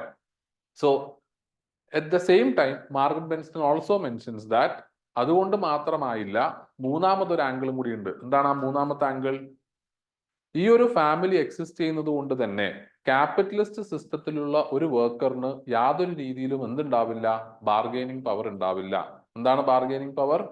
ഞാൻ ചെയ്യുന്ന ജോബിന് കണക്കായിട്ടല്ല എനിക്ക് വേജസ് കിട്ടുന്നതെന്ന് എനിക്ക് തോന്നിയാൽ അതിനെ ഞാൻ ക്വസ്റ്റ്യൻ ചെയ്യില്ലേ? അങ്ങനെ ക്വസ്റ്റ്യൻ ചെയ്യാനുള്ള കഴിവ് എനിക്ക് ഉണ്ടാവോ? ഇല്ല. എന്തുകൊണ്ടാ? ബിക്കോസ് ഞാൻ അങ്ങനെ ക്വസ്റ്റ്യൻ ചെയ്താൽ അവരെന്നെ പുറത്താക്കിയാലോ, എന്നെ പുറത്താക്കി കഴിഞ്ഞാൽ എന്റെ ഫാമിലിനെ നോക്കാൻ എനിക്ക് എന്തുണ്ടാവില്ല? റിസോഴ്സസ് ഉണ്ടാവുന്നില്ല എന്നുള്ള ഒരു ഫീലിംഗ് കാരണം മെയിൽ എന്ത് ചെയ്യില്ല? ബാർഗെയിൻ ചെയ്യില്ല. അപ്പം മാർഗരറ്റ് ബെൻസ്റ്റൺ പറയുന്നു ഫീമെയിലിന്റെ അൺപെയ്ഡ് ലേബറിന്റെ ഒരു കാരണം അല്ലെ, ഫീമെയിൽ അനുഭവിക്കുന്ന ഈ ഒരു സബോർഡിനേഷന്റെ കാരണം ആരാണ്? ക്യാപിറ്റലിസ്റ്റ് ആണ്. റൈറ്റ്. അതിന്റെ ബെനിഫിറ്റ് കിട്ടുന്നതായിരിക്കാണ് ക്യാപിറ്റലിസ്റ്റിനാണ്. 3 രീതിയാണ്, 3 പോയിന്റ് ആയിട്ട് ആലോചിക്കുക. ഒന്നെന്താണ്? Unpaid labour of women. Women capitalist സിസ്റ്റത്തിൽ വീട്ടിലെ കാര്യങ്ങൾ നോക്കുന്നത് കൊണ്ടാണ് മെയിലിന് എന്ത് ചെയ്യാൻ പറ്റുന്നത്? വർക്കിൽ ഫോക്കസ് ചെയ്യാൻ പറ്റുന്നത്. പക്ഷെ വിമൻ ഈ ചെയ്യുന്ന സേവനത്തിനൊന്നും വിമൻ എന്ത് കിട്ടുന്നില്ല, പൈസ കിട്ടുന്നില്ല. ഇവൺ തോ അതിന്റെ ബെനിഫിറ്റ് ആർക്ക് കിട്ടുന്നുണ്ടെങ്കിലും ക്യാപിറ്റലിസ്റ്റിന് കിട്ടുന്നുണ്ടെങ്കിലും. രണ്ടാമത്തെ കാര്യം എന്താണ്, ഈ പറയുന്ന ബാർഗെയിനിങ് പവർ ഓഫ് മെയിൽ എന്തുകൊണ്ട് ഇല്ലാതാവുകയാണ്, ഈ പറയുന്ന ഫാമിലിനെ നോക്കേണ്ടത് കൊണ്ട് ഇല്ലാതാവുകയാണ്. മൂന്നാമതായിട്ട് അവർ പറഞ്ഞത് എന്താണ്, ഹിഡൻ ടാക്സ് ആയിട്ടാണ് എന്ത് ചെയ്യുന്നത്, വേജ് ഏണർക്ക് ഫാമിലി വരുന്നത്. ഫാമിലി ഒരു ഹിഡൻ ടാക്സ് ആണെന്ന് പറയാനുള്ള കാരണം എന്താണ്, അവർക്ക് ഒരു വേജിനെ കൊണ്ട് തന്നെ അവരുടെ ഫാമിലിനെയും എന്ത് ചെയ്യണം, ടേക്ക് കെയർ ചെയ്യണം, അല്ലേ? പക്ഷെ അതിന്റെ സേവനം ശരിക്കും ആർക്ക് കിട്ടുന്നു, ക്യാപിറ്റലിസ്റ്റിന് കിട്ടുന്നു. ക്ലിയർ ആണോ? ഐഡിയ മനസ്സിലായോ? ഓക്കെ അല്ലേ? ഇനി അടുത്തത് ഫ്രാൻ ആൻസ്ലെ പറയുന്ന ഒരു കാര്യം. ഫ്രാൻ ആൻസ്ലെ ശരിക്കും ആരെയാണ് ക്രിട്ടിസൈസ് ചെയ്യുന്നത്, പാർസൺസിനെ ക്രിട്ടിസൈസ് ചെയ്യാണ്. പാർസൺസിനെ ക്രിട്ടിസൈസ് ചെയ്യുന്നത് എന്തുകൊണ്ടാണെന്നറിയോ? പാർസൺസ് ഫങ്ഷൻസ് ഓഫ് ഫാമിലിയിൽ രണ്ട് കാര്യം പറഞ്ഞു. എന്തൊക്കെയാണ്? പ്രൈമറി സോഷ്യലൈസേഷനും അഡൽട്ട് പേഴ്സണാലിറ്റി സ്റ്റെബിലൈസേഷനും. എന്താണ് ഈ അഡൽട്ട് പേഴ്സണാലിറ്റി സ്റ്റെബിലൈസേഷനിൽ ചെയ്യുന്നത്? ഹസ്ബൻഡിനെ, അല്ലെ, സ്ട്രെസ് ആൻഡ് സ്ട്രെയിൻ ഉള്ള ഹസ്ബൻഡിനെ ആര് നോക്കുന്നു, ഫീമെയിൽ നോക്കുന്നു. Right. Now according to Fran Ansley, ഈ പറയുന്ന ഇമോഷണൽ സപ്പോർട്ട് ഓഫ് ഫീമെയിൽ എന്ന് പറയുന്ന സംഭവം, ഇത് ശരിക്കും ആർക്കാണ് ഗുണം? ക്യാപിറ്റലിസ്റ്റിനാണ്. എന്തുകൊണ്ടാണ് ഇത് ക്യാപിറ്റലിസ്റ്റിന് ഗുണമാവുന്നത്? എന്തുകൊണ്ടാണ് മെയിലിന് സ്ട്രെസ് ആൻഡ് സ്ട്രെയിൻ വരുന്നത്? ക്യാപിറ്റലിസ്റ്റ് സിസ്റ്റത്തിനകത്ത് അവർ ഫേസ് ചെയ്യുന്ന എക്സ്പ്ലോയിറ്റേഷൻ കാരണം. വർക്ക് മാത്രമല്ല, അവരെ ഭയങ്കരമായിട്ട് എക്സ്പ്ലോയിറ്റ് ചെയ്യല്ലേ, അവരെ കൊണ്ട് ഒരുപാടധികം വർക്ക് ചെയ്യിപ്പിക്കുന്നു, അല്ലെ? അവരെ കൊണ്ട് കുറെ കാര്യങ്ങൾ ചെയ്യിപ്പിക്കും. അതിന്റെ സ്ട്രെസ് ആൻഡ് സ്ട്രെയിൻ അല്ലേ? അവർക്ക് കൊടുക്കുന്ന സാലറിനേക്കാൾ ഒരുപാട് അധികമാണ് അവരെ കൊണ്ട് വർക്ക് ചെയ്യിപ്പിക്കുന്നത്. ഇത് കാരണമാണ് സ്ട്രെസ് ആൻഡ് സ്ട്രെയിൻ ഉണ്ടാവുന്നത്. ഈ സ്ട്രെസ് ആൻഡ് സ്ട്രെയിൻ എന്നാൽ ആരാണ് അബ്സോർബ് ചെയ്യുന്നത്? വിമൻ അബ്സോർബ് ചെയ്യാണ്. വിമൻ ഈ സ്ട്രെസ് ആൻഡ് സ്ട്രെയിൻ അബ്സോർബ് ചെയ്യുന്നതിനെ കൊണ്ട് എഗെയിൻ ആരാണ് ബെനിഫിറ്റഡ് ആവുന്നത്? ക്യാപിറ്റലിസം. കാരണം മെയിലിന്റെ ഈ stress and strain women absorb ചെയ്യുന്നത് കൊണ്ട് തന്നെ ഇത് ക്യാപിറ്റലിസ്റ്റുകൾക്കെതിരെയുള്ള ഒരു സമരമായോ റെവല്യൂഷനായോ മാറില്ല. സപ്പോസ് ഈ സ്ട്രെസ് ആൻഡ് സ്ട്രെയിൻ നമ്മൾ അബ്സോർബ് ചെയ്തിട്ടില്ല എന്ന് വിചാരിക്കാം, എന്ത് സംഭവിക്കും? ഒരു പോയിന്റ് കഴിയുമ്പം ഇതിന്റെ ത്രെഷോൾഡ് ക്രോസ് ചെയ്യുമ്പോഴത്തേക്ക് ആൾക്കാർ ക്യാപിറ്റലിസ്റ്റ് സിസ്റ്റത്തിനെതിരെ തിരിയില്ലേ? കാരണം അവരുടെ എക്സ്പ്ലോയിറ്റേഷനും സ്ട്രെസ്സിനും സ്ട്രെയിനും ഒക്കെ കാരണക്കാരാണ്? ക്യാപിറ്റലിസ്റ്റുകളാണ്. ക്ലിയർ? ഐഡിയ മനസ്സിലാവുന്നുണ്ടോ? ക്ലിയർ ആയിട്ടില്ല. അതായത് ഒരു male worker in a capitalist system എന്തുകൊണ്ടാണ് സ്ട്രെസ് ആൻഡ് സ്ട്രെയിൻ ഏറ്റെടുക്കേണ്ടി വരുന്നത്? അവരുടെ വർക്ക് പ്ലേസിൽ അവർ ഒരുപാടധികം എക്സ്പ്ലോയിറ്റ് ചെയ്യാണ്, അവരെ കൊണ്ട് മാക്സിമം വർക്ക് ചെയ്യിപ്പിക്കുകയാണ്, അല്ലെ? അതുകൊണ്ടല്ലേ സ്ട്രെസ് ആൻഡ് സ്ട്രെയിൻ വരുന്നത്. ഈ സ്ട്രെസ് ആൻഡ് സ്ട്രെയിൻ ആണ് പാർസൺസ് പറഞ്ഞത് അഡൽട്ട് പേഴ്സണാലിറ്റി സ്റ്റെബിലൈസേഷനിലൂടെ വിമൻ എന്ത് ചെയ്യുന്നത്, അബ്സോർബ് ചെയ്യുന്നത്. റൈറ്റ്. വിമൻ ഈ സ്ട്രെസ് ആൻഡ് സ്ട്രെയിൻ അബ്സോർബ് ചെയ്യുന്നത് വഴി ശരിക്കും അതിന്റെ ഗുണം ആയിരിക്കാണ്? ക്യാപിറ്റലിസ്റ്റുകൾക്കാണ്. എന്തുകൊണ്ടാണ്? ഈ സ്ട്രെസ് ആൻഡ് സ്ട്രെയിൻ ഉള്ള മെയിലിന്റെ സ്ട്രെസ്സും സ്ട്രെയിനും വിമൻ അബ്സോർബ് ചെയ്യുന്നത് കൊണ്ട് മാത്രമാണ് അവർ ക്യാപിറ്റലിസ്റ്റ് സിസ്റ്റത്തിനെതിരെ നീങ്ങാത്തത്, അല്ലെ? ഇനി ഈ സ്ട്രെസ് ആൻഡ് സ്ട്രെയിൻ അബ്സോർബ് ചെയ്തില്ല എന്ന് വിചാരിക്കാം, ഇത് ബിൽഡപ്പ് ആവില്ലേ? ഇത് ബിൽഡപ്പ് ആയി കഴിയുമ്പോൾ ഒരു പോയിന്റ് എത്തുമ്പോൾ നമ്മൾ എന്ത് ചെയ്യും? നമ്മൾ ത്രെഷോൾഡ് ക്രോസ് ചെയ്യും. അങ്ങനെ ക്രോസ് ചെയ്യുമ്പോൾ നമ്മൾ എന്ത് ചെയ്യും? നമ്മൾ ഈ എക്സ്പ്ലോയിറ്റേഷൻ ഫേസ് ചെയ്യാൻ കാരണക്കാരായിട്ടുള്ള ക്യാപിറ്റലിസ്റ്റുകൾക്കെതിരെ നമ്മൾ തിരിയും, ഒരു റെവല്യൂഷൻ നടക്കും. അപ്പം എഫക്റ്റീവ്ലി വിമന്റെ അഡൽട്ട് പേഴ്സണാലിറ്റി സ്റ്റെബിലൈസേഷൻ റോള് കാരണം ആർക്കാണ് ഗെയിൻ ബെനിഫിറ്റ് ഉള്ളത്? ക്യാപിറ്റലിസ്റ്റുകൾക്കാണ്. ഇതാണ് ആര് പറയുന്നത്? ഫ്രാൻ ആൻസ്ലെ പറയുന്നത്. അപ്പൊ പുള്ളിക്കാർ പറയുന്നത് എന്താണ്? പാർസൺസ് പറഞ്ഞ ഈ അഡൽട്ട് പേഴ്സണാലിറ്റി സ്റ്റെബിലൈസേഷൻ ഫാമിലിയുടെ സ്റ്റെബിലിറ്റിക്കല്ല, മറിച്ച് അത് ആരുടെ സ്റ്റെബിലിറ്റിക്കാണ്? ക്യാപിറ്റലിസത്തിന്റെ സ്റ്റെബിലിറ്റിക്കാണ്. ക്ലിയർ ആണോ? ഓക്കെ. ഇനി കാത്തി McAfee and Myrna would. Okay. അപ്പൊ ഫസ്റ്റത്തെ നമ്മൾ പറഞ്ഞു അൺപെയ്ഡ് ലേബർ ഓഫ് വിമൻ. നിങ്ങൾ ആ കോൺസെപ്റ്റിന്റെ പേര് എഴുതിയിട്ട് അത് പറഞ്ഞാലും മതി, തിങ്കറിന്റെ പേര് ഓർമ്മയില്ലെങ്കിൽ. രണ്ടാമത്തേനകത്ത് എന്താ പറഞ്ഞത്? അഡൽട്ട് പേഴ്സണാലിറ്റി സ്റ്റെബിലൈസേഷൻ റോൾ ശരിക്കും ആയിരിക്കാണ് ഗുണം, അല്ലെ? അതായിരിക്കാണ് ക്യാപിറ്റലിസ്റ്റ് സിസ്റ്റം. മൂന്നാമത്തെ point Kathy മെക്കാഫി and Myrna would പറയുന്നത്, ഈ മെയിൽ വീട്ടിൽ വന്നിട്ട് കാണുന്ന ചീപ്പ് പെറ്റി ഡിക്റ്റേറ്റർഷിപ്പ് ഉണ്ടല്ലോ. എന്താണ് മെയിലിന്റെ പെറ്റി ഡിക്റ്റേറ്റർഷിപ്പ് എന്ന് പറയുന്നത്? വീട്ടിൽ വന്ന് ഭാര്യന്റെ അടുത്തും, അല്ലെ, വീട്ടിലെ മറ്റു സ്ത്രീകളടുത്തും കാണിക്കുന്ന ഡോമിനൻസ്, അതിനെയാണ് പെറ്റി ഡിക്റ്റേറ്റർഷിപ്പ് എന്ന് പറയുന്നത്. ഈ പെറ്റി ഡിക്റ്റേറ്റർഷിപ്പ് എന്ന് പറയുന്നത് ശരിക്കും അത് എന്തുകൊണ്ട് സംഭവിക്കുന്നു? According to Kathy McAfee and Myrna Wood, ഈ മെയില് ഒരു ക്യാപിറ്റലിസ്റ്റ് സിസ്റ്റത്തിൽ വർക്ക് ചെയ്യുമ്പം അവരെ ഡോമിനേറ്റ് ചെയ്യുന്ന ഒരു സ്ഥലത്താണ് അവർ വർക്ക് ചെയ്യുന്നത്, അല്ലെ? They face several kinds of dominance as well as discrimination in their workplace. ഈ ഡോമിനൻസും ഡിസ്ക്രിമിനേഷനും ഫേസ് ചെയ്ത അവര് ഇത് വെന്റ് ഔട്ട് ചെയ്യുന്നത് ആരുടെ അടുത്താണ്? വീട്ടിൽ വന്ന് വിമന്റെ അടുത്താണ്. ക്ലിയർ ആവുന്നുണ്ടോ? ഇപ്പൊ നമ്മൾ ഏതോ സിനിമയിൽ സുരാജ് പറഞ്ഞ പോലെ ഞാൻ ആരത്തെങ്കിലും എന്റെ ദേഷ്യം തീർക്കട്ടെ എന്ന് പറഞ്ഞ പോലെ ഈ ക്യാപിറ്റലിസ്റ്റ് സിസ്റ്റത്തിൽ ഇത്രയധികം ഡിസ്ക്രിമിനേഷൻ ഫേസ് ചെയ്യുന്നവർ അത് വെന്റ് ഔട്ട് ചെയ്യാൻ വേണ്ടി അവർ വീട്ടിൽ വന്നിട്ട് വീക്ക് ആയിട്ടുള്ള വിമന്റെ അടുത്ത് എന്ത് ചെയ്യുന്നു, അത് തീർക്കുന്നു. ഈ ഒരു സംഭവം എഗെയിൻ ആർക്കാ ഗുണം? ക്യാപിറ്റലിസ്റ്റുകൾക്കല്ലേ ഗുണം. എങ്ങനെയാ ഗുണാവുന്നത്? നമ്മൾ നേരത്തെ പറഞ്ഞ അതേ ലോജിക്. ഈ ഒരു ഡോമിനൻസും ഈ ഒരു ഡിസ്ക്രിമിനേഷനും അവര് വീട്ടിൽ വന്ന് അവരുടെ വീട്ടിലെ സ്ത്രീകളെടുത്ത് തീർത്തില്ലെങ്കിൽ നാളെ അത് ബിൽഡപ്പായി അത് എവിടത്തേക്ക് പോവാം? ക്യാപിറ്റലിസ്റ്റുകൾക്കെതിരെ തിരിയാം. അപ്പൊ അവര് പറയാണ് petty dictatorship of male is because of the discrimination and dominance that they face in the capitalist system, and as they are able to vent out that frustration towards women, capitalist system എന്താണെന്നു safe ആയിട്ട് മുന്നോട്ട് പോകുന്നു. Clear? Idea മനസ്സിലായോ? Okay. ഈ alcohol അബ്യൂസും അതുമായിട്ട് ബന്ധപ്പെട്ടിട്ടുള്ള domestic വയലൻസും കൂടുതലും കാണപ്പെടുന്നത് ഏത് ടൈപ്പ് ഓഫ് ഫാമിലീസിലാണ്? വർക്കിംഗ് ക്ലാസ് ഫാമിലീസിലാണ് കൂടുതൽ കാണുന്നത്. എന്തുകൊണ്ടാണ്? അത് നമുക്ക് ഈ മാർക്സിയൻ ഫെമിനിസ്റ്റ് തിയറി വെച്ചിട്ട് പറയാം. എന്തുകൊണ്ട് അങ്ങനെ സംഭവിക്കുന്നു? ബിക്കോസ് വർക്കിംഗ് ക്ലാസ് മെയിലാണ് ഒരുപാട് ഇതേപോലുള്ള ഡോമിനേഷൻ ഫേസ് ചെയ്യുന്നതും ആ ഡോമിനേഷനും അങ്ങനെയുള്ള ഫ്രസ്ട്രേഷൻ ആണ് പലപ്പോഴും ആൽക്കഹോൾ അബ്യൂസിലേക്ക് ലീഡ് ചെയ്യുന്നതും ആ ആൽക്കഹോൾ അബ്യൂസും അങ്ങനത്തെ സംഭവങ്ങളൊക്കെ അവർ വെന്റ് ഔട്ട് ചെയ്യുന്നത്, ആ ഫ്രസ്ട്രേഷൻ വെന്റ് ഔട്ട് ചെയ്യുന്നത് മോസ്റ്റ്ലി അവരുടെ വീട്ടിലുള്ള സ്ത്രീകളടുത്തുമാണ്.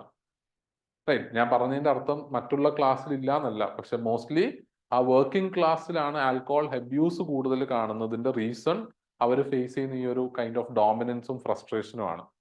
ആൻഡ് പലപ്പോഴും അതെന്ത് ചെയ്യും, അത് വീട്ടിൽ മാനിഫെസ്റ്റ് ആവുന്നത് in the form of domestic violence ആയിട്ടാണ്. ക്ലിയർ? ഐഡിയ മനസ്സിലായോ? ഇതാണ് Marxist feminist view regarding family. Okay അല്ലേ? ഇതോടെ നമ്മളുടെ പെർസ്പെക്റ്റീവ്സ് എല്ലാം കഴിഞ്ഞു. നമ്മൾ എന്തൊക്കെ പെർസ്പെക്റ്റീവ് ആണ്? Functionalist, critical, Marxist, Marxist feminist. Okay ആണല്ലോ? ഓൾറൈറ്റ്. ഇനി അടുത്തത് നമ്മൾ ഡിസ്കസ് ചെയ്യാൻ പോകുന്നത് ഇൻഡസ്ട്രിയലൈസേഷൻ, മോഡേണൈസേഷന്റെ ഇമ്പാക്ട് ഓൺ ഫാമിലി എന്നുള്ള പോർഷൻ ആണ്. ഓക്കെ. നൗ എന്താണ് ഇൻഡസ്ട്രിയലൈസേഷൻ എന്ന് പറയുന്നത്?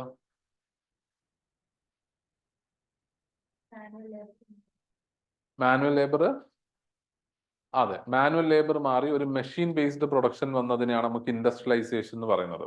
ഓക്കെ. നമുക്ക് അതിനെ കുറച്ചും കൂടി വിശദീകരിച്ച് പറയുകയാണെങ്കിൽ ഒരു mass scale of production in factories using machines, ഇതിനെയാണ് നമ്മൾ എന്ത് വിളിക്കുന്നത്? ഇൻഡസ്ട്രിയലൈസേഷൻ. ഇൻഡസ്ട്രിയലൈസേഷന് മുമ്പുള്ള നമ്മളുടെ പ്രൊഡക്ഷൻ എങ്ങനെയാണ്? മാസ് സ്കെയിൽ ആണോ?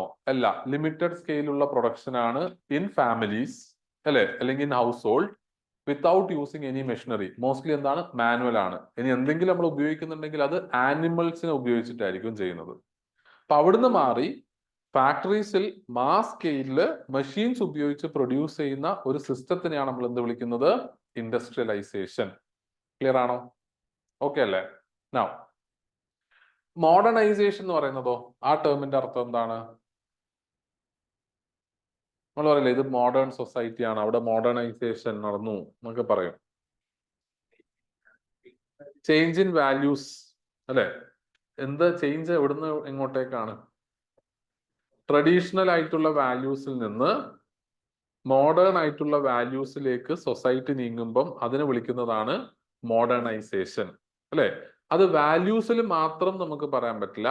ഒരു സമൂഹത്തിലുള്ള സോഷ്യൽ ഇൻസ്റ്റിറ്റ്യൂഷൻസും ഫ്രം ട്രഡീഷണൽ ടു മോഡേൺ ആയി മാറുന്നതിനെയും നമുക്ക് എന്ത് വിളിക്കാം? മോഡേണൈസേഷൻ. എന്താണ് ഈ ട്രഡീഷണൽ ടു മോഡേൺ? ഇപ്പൊ ഒരു ഉദാഹരണം പറയുകയാണെങ്കിൽ നമ്മളുടെ പൊളിറ്റിക്കൽ സിസ്റ്റം മൊണാർക്കിയിൽ നിന്ന് ഡെമോക്രസിയിലേക്ക് പോകുന്നു. അതെന്താണ്? എക്സാമ്പിൾ ഓഫ് മോഡേണൈസേഷൻ ആണ്. നമ്മളുടെ എക്കണോമിക് സിസ്റ്റം ബാർട്ടർ സിസ്റ്റത്തിൽ നിന്ന് ഒരു മണി ബേസ്ഡ് എക്സ്ചേഞ്ച് സിസ്റ്റത്തിലേക്ക് പോകുന്നത് എന്താണ്? മോഡേണൈസേഷൻ ആണ്. ഒരു എഗ്രേറിയൻ സൊസൈറ്റിയിൽ നിന്ന് നമ്മളൊരു ഇൻഡസ്ട്രിയൽ സൊസൈറ്റിയിലേക്ക് നീങ്ങുന്നതും എന്തായിട്ടാണ് കൺസിഡർ ചെയ്യുന്നത്? മോഡേണൈസേഷൻ ആണ്. റൂറൽ ബേസ്ഡ് സൊസൈറ്റിയിൽ നിന്ന് ഏർബൻ ബേസ്ഡ് സൊസൈറ്റിയിലേക്ക് മാറുന്നത് എന്താണ്? മോഡേണൈസേഷൻ ആണ്.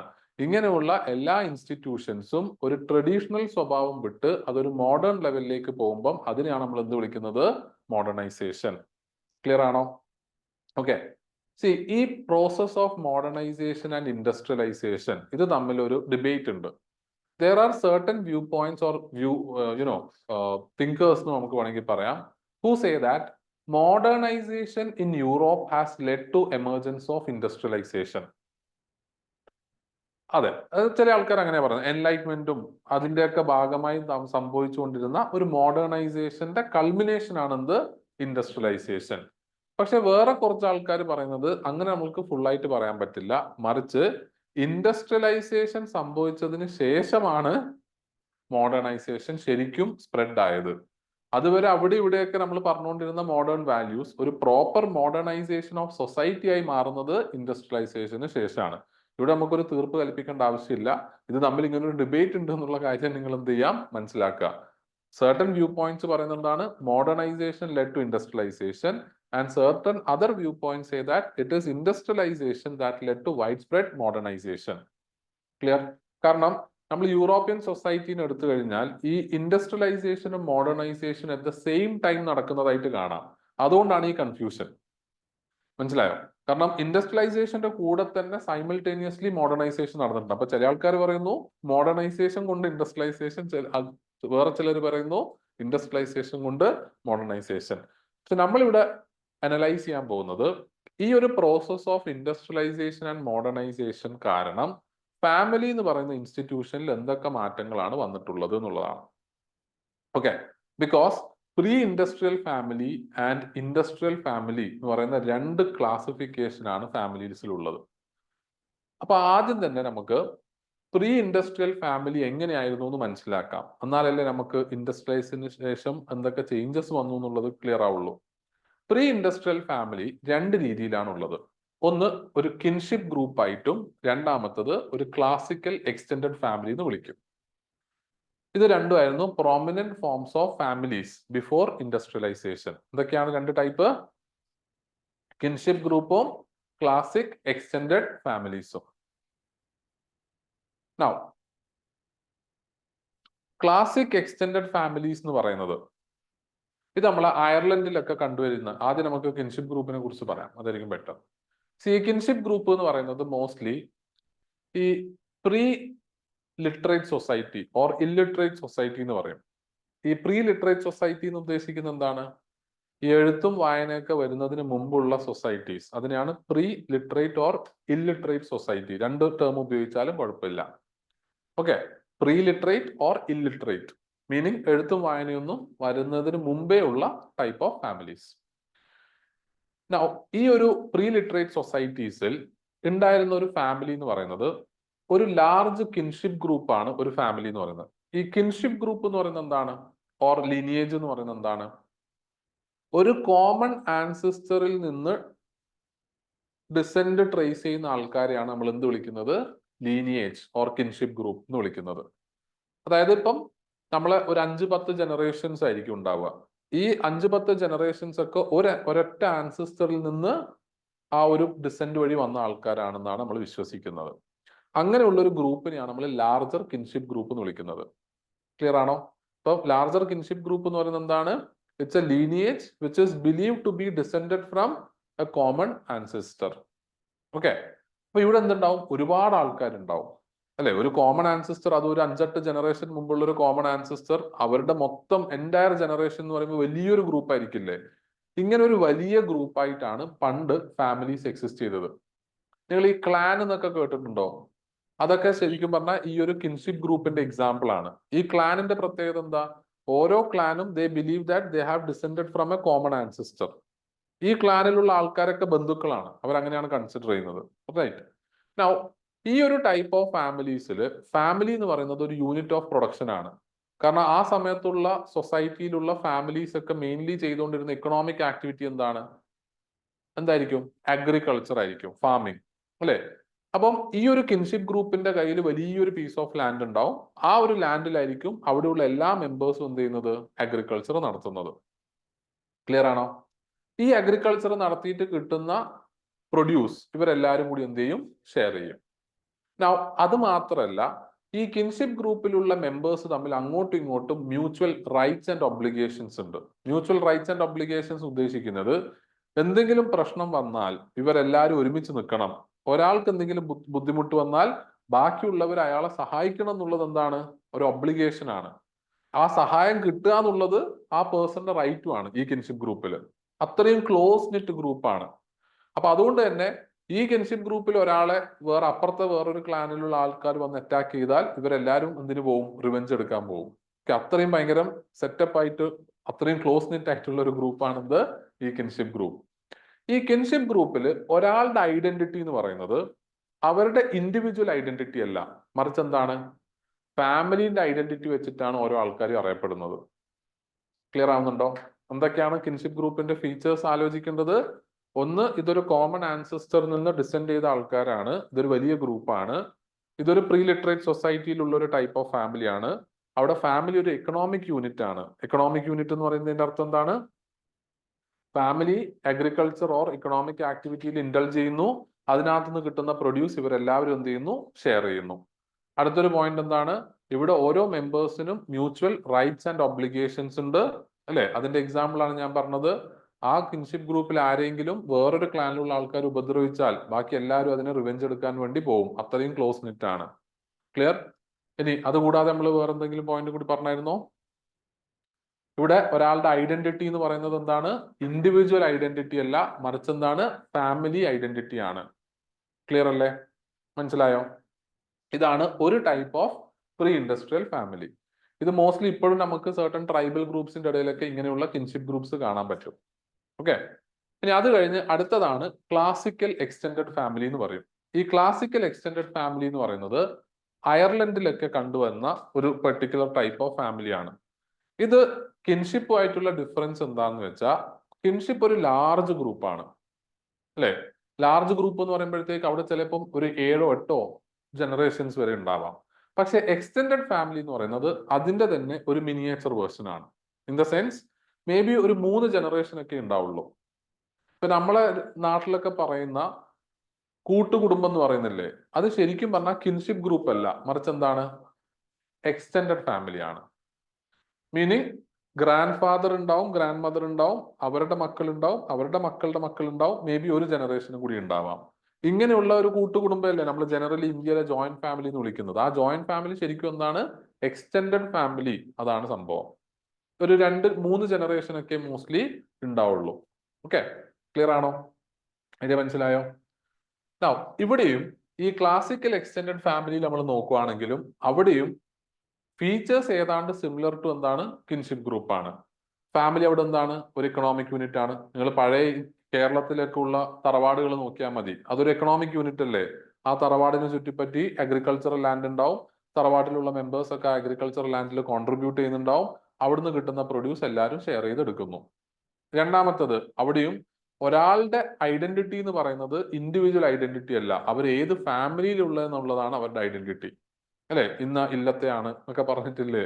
അതൊക്കെ എന്താണ്? ബേസിക്കലി അവരുടെ ഐഡന്റിറ്റി അല്ല, മറിച്ച് ആ ഫാമിലിയുടെ ഐഡന്റിറ്റി ആണ് ഇമ്പോർട്ടൻറ്റ്. ക്ലിയർ ആണോ? സെറ്റ് അല്ലേ? ഇനി നമ്മൾ ഫാമിലി ഇൻഡസ്ട്രിയലൈസേഷന് ശേഷം ഈ ഒരു എക്സ്റ്റെൻഡഡ് ഫാമിലിയിൽ നിന്നും കിൻഷിപ്പ് ഗ്രൂപ്പിൽ നിന്നും എങ്ങനെ മാറി എന്നുള്ളതിനെ കുറിച്ചിട്ടാണ് നമ്മൾ ഡിസ്കസ് ചെയ്യേണ്ടത്. ഞാൻ അതിന്റെ ഒരു ഓവർവ്യൂ പറയാം, ബാക്കി നമുക്ക് അടുത്ത ക്ലാസ്സിൽ എന്ത് ചെയ്യാം? ഡിസ്കസ് ചെയ്യാം. സംഭവിച്ചെന്താന്ന് വെച്ചാൽ, ഇൻഡസ്ട്രിയലൈസേഷന് ശേഷം ഫാമിലീസ് എക്സ്റ്റെൻഡഡ് ഫാമിലിയിൽ നിന്നും കിൻഷിപ്പ് ഗ്രൂപ്പിൽ നിന്നും നേരെ എങ്ങോട്ടേക്ക് മാറി? ഐസൊലേറ്റഡ് ന്യൂക്ലിയർ ഫാമിലിയായി മാറി. ഓക്കെ, അങ്ങനെ എക്സ്റ്റെൻഡഡ് ആയി നിൽക്കുന്നതിൽ നിന്ന് ന്യൂക്ലിയർ ആയി വരുമ്പോഴത്തേക്ക് കുറെ അധികം ഡിഫറൻസസ് ഫാമിലിയിൽ വന്നിട്ടുണ്ട്. അതിലേക്ക് ലീഡ് ചെയ്ത കുറെ ഫാക്ടേഴ്സും ഉണ്ട്. എന്തുകൊണ്ട് ഇൻഡസ്ട്രിയലൈസേഷൻ ഐസൊലേറ്റഡ് ഫാമിലീസിന് അല്ലെങ്കിൽ ന്യൂക്ലിയർ ഫാമിലീസിനെ ക്രിയേറ്റ് ചെയ്തു? ആ ഒരു ഭാഗം നമുക്ക് എന്ത് ചെയ്യാം? അടുത്ത ക്ലാസ്സിൽ നോക്കാം. ഓക്കെ, ഇതിന്റെ കുറച്ച് പോർഷൻ ഞാൻ പറയുന്ന കൂട്ടത്തിലൊക്കെ പറഞ്ഞിട്ടുണ്ട്. ഇപ്പൊ അന്ന് നമ്മൾ ഡിസ്കസ് ചെയ്തുകൊണ്ട് ജോഗ്രഫിക്കൽ മൊബിലിറ്റി വരുമ്പം നമുക്ക് ഒരിക്കലും എന്ത് ചെയ്യാൻ പറ്റില്ല? കൂട്ടുകുടുംബമായിട്ട് പോകാൻ പറ്റില്ല, അവിടെ ന്യൂക്ലിയർ ഫാമിലിയാണ്. ഇൻഡസ്ട്രിയലൈസേഷൻ സംഭവിച്ചപ്പോൾ ജോഗ്രഫിക്കൽ മൊബിലിറ്റി വരുന്നു, അത് ഭാഗമായി. അപ്പൊ ഇങ്ങനെയുള്ള കുറെ റീസൺസ് ആണ്. ഓക്കെ, അത് നമുക്ക് നെക്സ്റ്റ് ക്ലാസ്സിൽ എന്ത് ചെയ്യാം? ഡിസ്കസ് ചെയ്യാം. ഇനി നിങ്ങളുടെ നെക്സ്റ്റ് ക്ലാസ് മൺഡേ ആയിരിക്കും.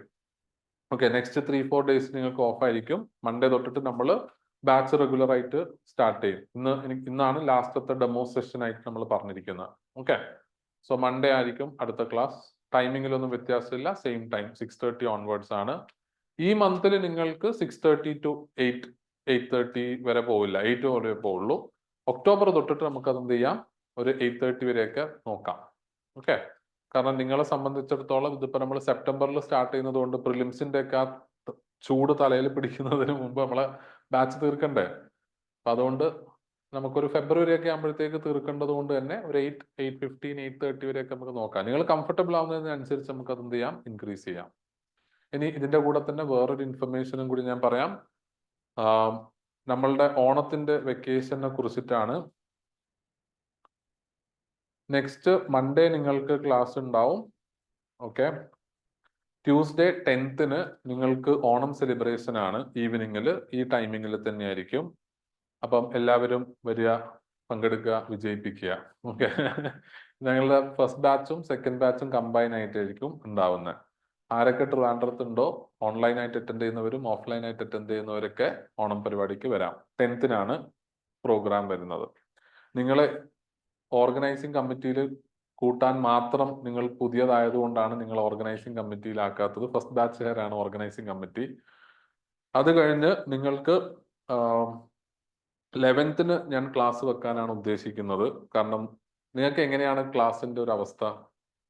കാരണം ഞാൻ ഈ ഓണം സെലിബ്രേഷൻ 10th വെക്കാനുള്ള റീസൺ, പല ഇൻസ്റ്റിറ്റ്യൂട്ട്സിലും 11th ക്ലാസ്സസ് കഴിഞ്ഞാൽ പിന്നെ 1 വീക്ക് ആയിട്ട് ലീവ് ആണെന്നാണ് ഞാൻ അറിഞ്ഞത്. അങ്ങനെ ഇല്ല. നിങ്ങൾക്ക് എങ്ങനെയൊക്കെയാ ലീവ്? ഫോർച്യൂൺ ആണോ? എങ്ങനെയാ ലീവ്? എങ്ങനെയാണ്? 14th. അപ്പം ഒന്നുകൊണ്ട് പഠിക്കാനില്ല. വേറെ ഏതെങ്കിലും ഇൻസ്റ്റിറ്റ്യൂട്ട്സിലെ ആൾക്കാർ ആരെങ്കിലും ഉണ്ടോ? ലീഡിലെയോ? ആ, 12th ഓൺവേർഡ്സ് ആണ്. 11th ക്ലാസ് ഉണ്ട്, 12th ഇല്ല. അങ്ങനെയാണ് മോസ്റ്റ്ലി എല്ലായിടത്തും ഞാൻ കേട്ടത്, ഫോർച്യൂൺ ഒഴികെ. അപ്പം ഓക്കെ, നിങ്ങളെ ഭൂരിഭാഗം ആൾക്കാർ ഇവിടെ ഉള്ള സ്ഥിതിക്ക് നമുക്ക് 12th അങ്ങനെയാണെങ്കിൽ ഒരു സെഷൻ 11th സെഷൻ വെക്കാം. അത് കഴിഞ്ഞാൽ പിന്നെ നിങ്ങൾക്ക് 18th സെഷൻ ഉണ്ടാവുള്ളൂ. 1 വീക്ക് ഓഫ് ആയിരിക്കും. ഓക്കെ, അപ്പം 9th ക്ലാസ് ഉണ്ട്, 10th Onam celebration, 11th class ഉണ്ട്, 11th ഓൺവേർഡ്സ്, പിന്നെ 18th നിങ്ങൾക്ക് ക്ലാസ് ഉണ്ടാവുള്ളൂ. ഓൾ റൈറ്റ്, ഓക്കെ അല്ലേ? അപ്പം thank you so much. Marxist okay, doubt ഉള്ളവർ ചോദിക്കാം. Economic okay. പ്രൊമിസ്ക്യൂട്ടി എന്താണ്? പ്രൊമിസ്ക്യൂട്ടി എന്ന് പറയുന്നത് സെക്ഷൽ റിലേഷൻഷിപ്പ് എക്സ്ക്ലൂസീവ് അല്ലാതെ നമ്മൾക്ക് ഓപ്പൺ സെക്ഷൽ റിലേഷൻഷിപ്പ് എന്ന് പറയുന്നില്ലേ, ആ സമൂഹത്തിൽ ആരുമായിട്ടും എന്ത് ചെയ്യാം, സെക്ഷൽ റിലേഷൻഷിപ്പിൽ ഏർപ്പെടാം എന്നുള്ളതിനെയാണ് നമ്മൾ സെക്ഷൽ പ്രൊമിസ്ക്യൂട്ടി എന്ന് പറയുന്നത്.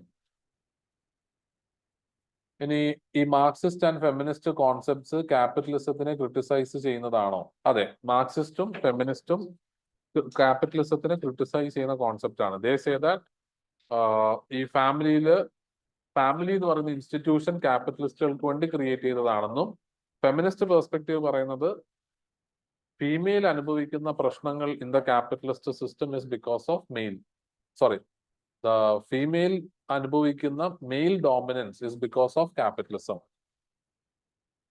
രണ്ടുപേരും അതാ പറയുന്നത്, ക്യാപിറ്റലിസം ആണ് പ്രശ്നം എന്നുള്ളതാണ്. ഓക്കെ, വേറെ എന്തെങ്കിലും ഡൗട്ട് ഉണ്ടോ? സാർ, ചോദിച്ചോളൂ. ഈ ക്യാപിറ്റലിസം എന്താന്ന് ജസ്റ്റ് പറഞ്ഞു കോൺസെപ്റ്റ്. ക്യാപിറ്റലിസം എന്ന് പറയുന്നത് നമ്മളുടെ ഇൻഡസ്ട്രിയൽ സൊസൈറ്റിയിലെ ഈ ക്യാപിറ്റൽ ഉപയോഗിച്ച്, അതായത് നമ്മളെ പ്രൊഡക്ഷനിൽ ക്യാപിറ്റൽ എന്ന് പറയുന്ന പൈസ എന്ന് പറയുന്ന സാധനം, അത് ഉപയോഗിച്ച് പ്രൊഡക്ഷൻ നടത്തുകയും അതിനകത്തുനിന്ന് ലാഭം ഉണ്ടാക്കുകയും ചെയ്യുന്ന ഒരു കൈൻഡ് ഓഫ് എക്കണോമിക് സിസ്റ്റത്തിനെയാണ് നമ്മൾ ക്യാപിറ്റലിസം എന്ന് പറയുന്നത്. ഇപ്പൊ നിങ്ങൾ പഴയ കാലത്ത് നമ്മൾ നോക്കിക്കഴിഞ്ഞാൽ പണ്ട് അവിടെ ക്യാപിറ്റലിസം എന്ന് പറയുന്ന സംഭവം അല്ലല്ലോ. ഇൻസ്റ്റഡ് എന്താണ്, നമ്മൾ ഒരു പ്രൊഡ്യൂസറാണ്, നമ്മളൊരു സാധനം പ്രൊഡ്യൂസ് ചെയ്യുന്നു, അത് വേറൊരാളുമായിട്ട് നമ്മൾ എക്സ്ചേഞ്ച് ചെയ്യുന്നു, എന്നിട്ട് നമ്മൾക്ക് ആവശ്യമുള്ള സാധനം ആ പേഴ്സന്റെ കയ്യിൽ നിന്ന് നമ്മൾ വാങ്ങിക്കുന്നു. ഇപ്പം ഈ ഒരു സിസ്റ്റം മാറി ക്യാഷ് ബേസ്ഡ് ആയിട്ടുള്ള ഒരു സിസ്റ്റത്തിനെയാണ് നമ്മൾ എന്ത് വിളിക്കുന്നത്, ക്യാപിറ്റലിസ്റ്റ് സിസ്റ്റം എന്ന് വിളിക്കുന്നത്. വേറെ ക്യാഷ് ആണ് അല്ലെങ്കിൽ ക്യാപിറ്റൽ ആണ് സുപ്രീം.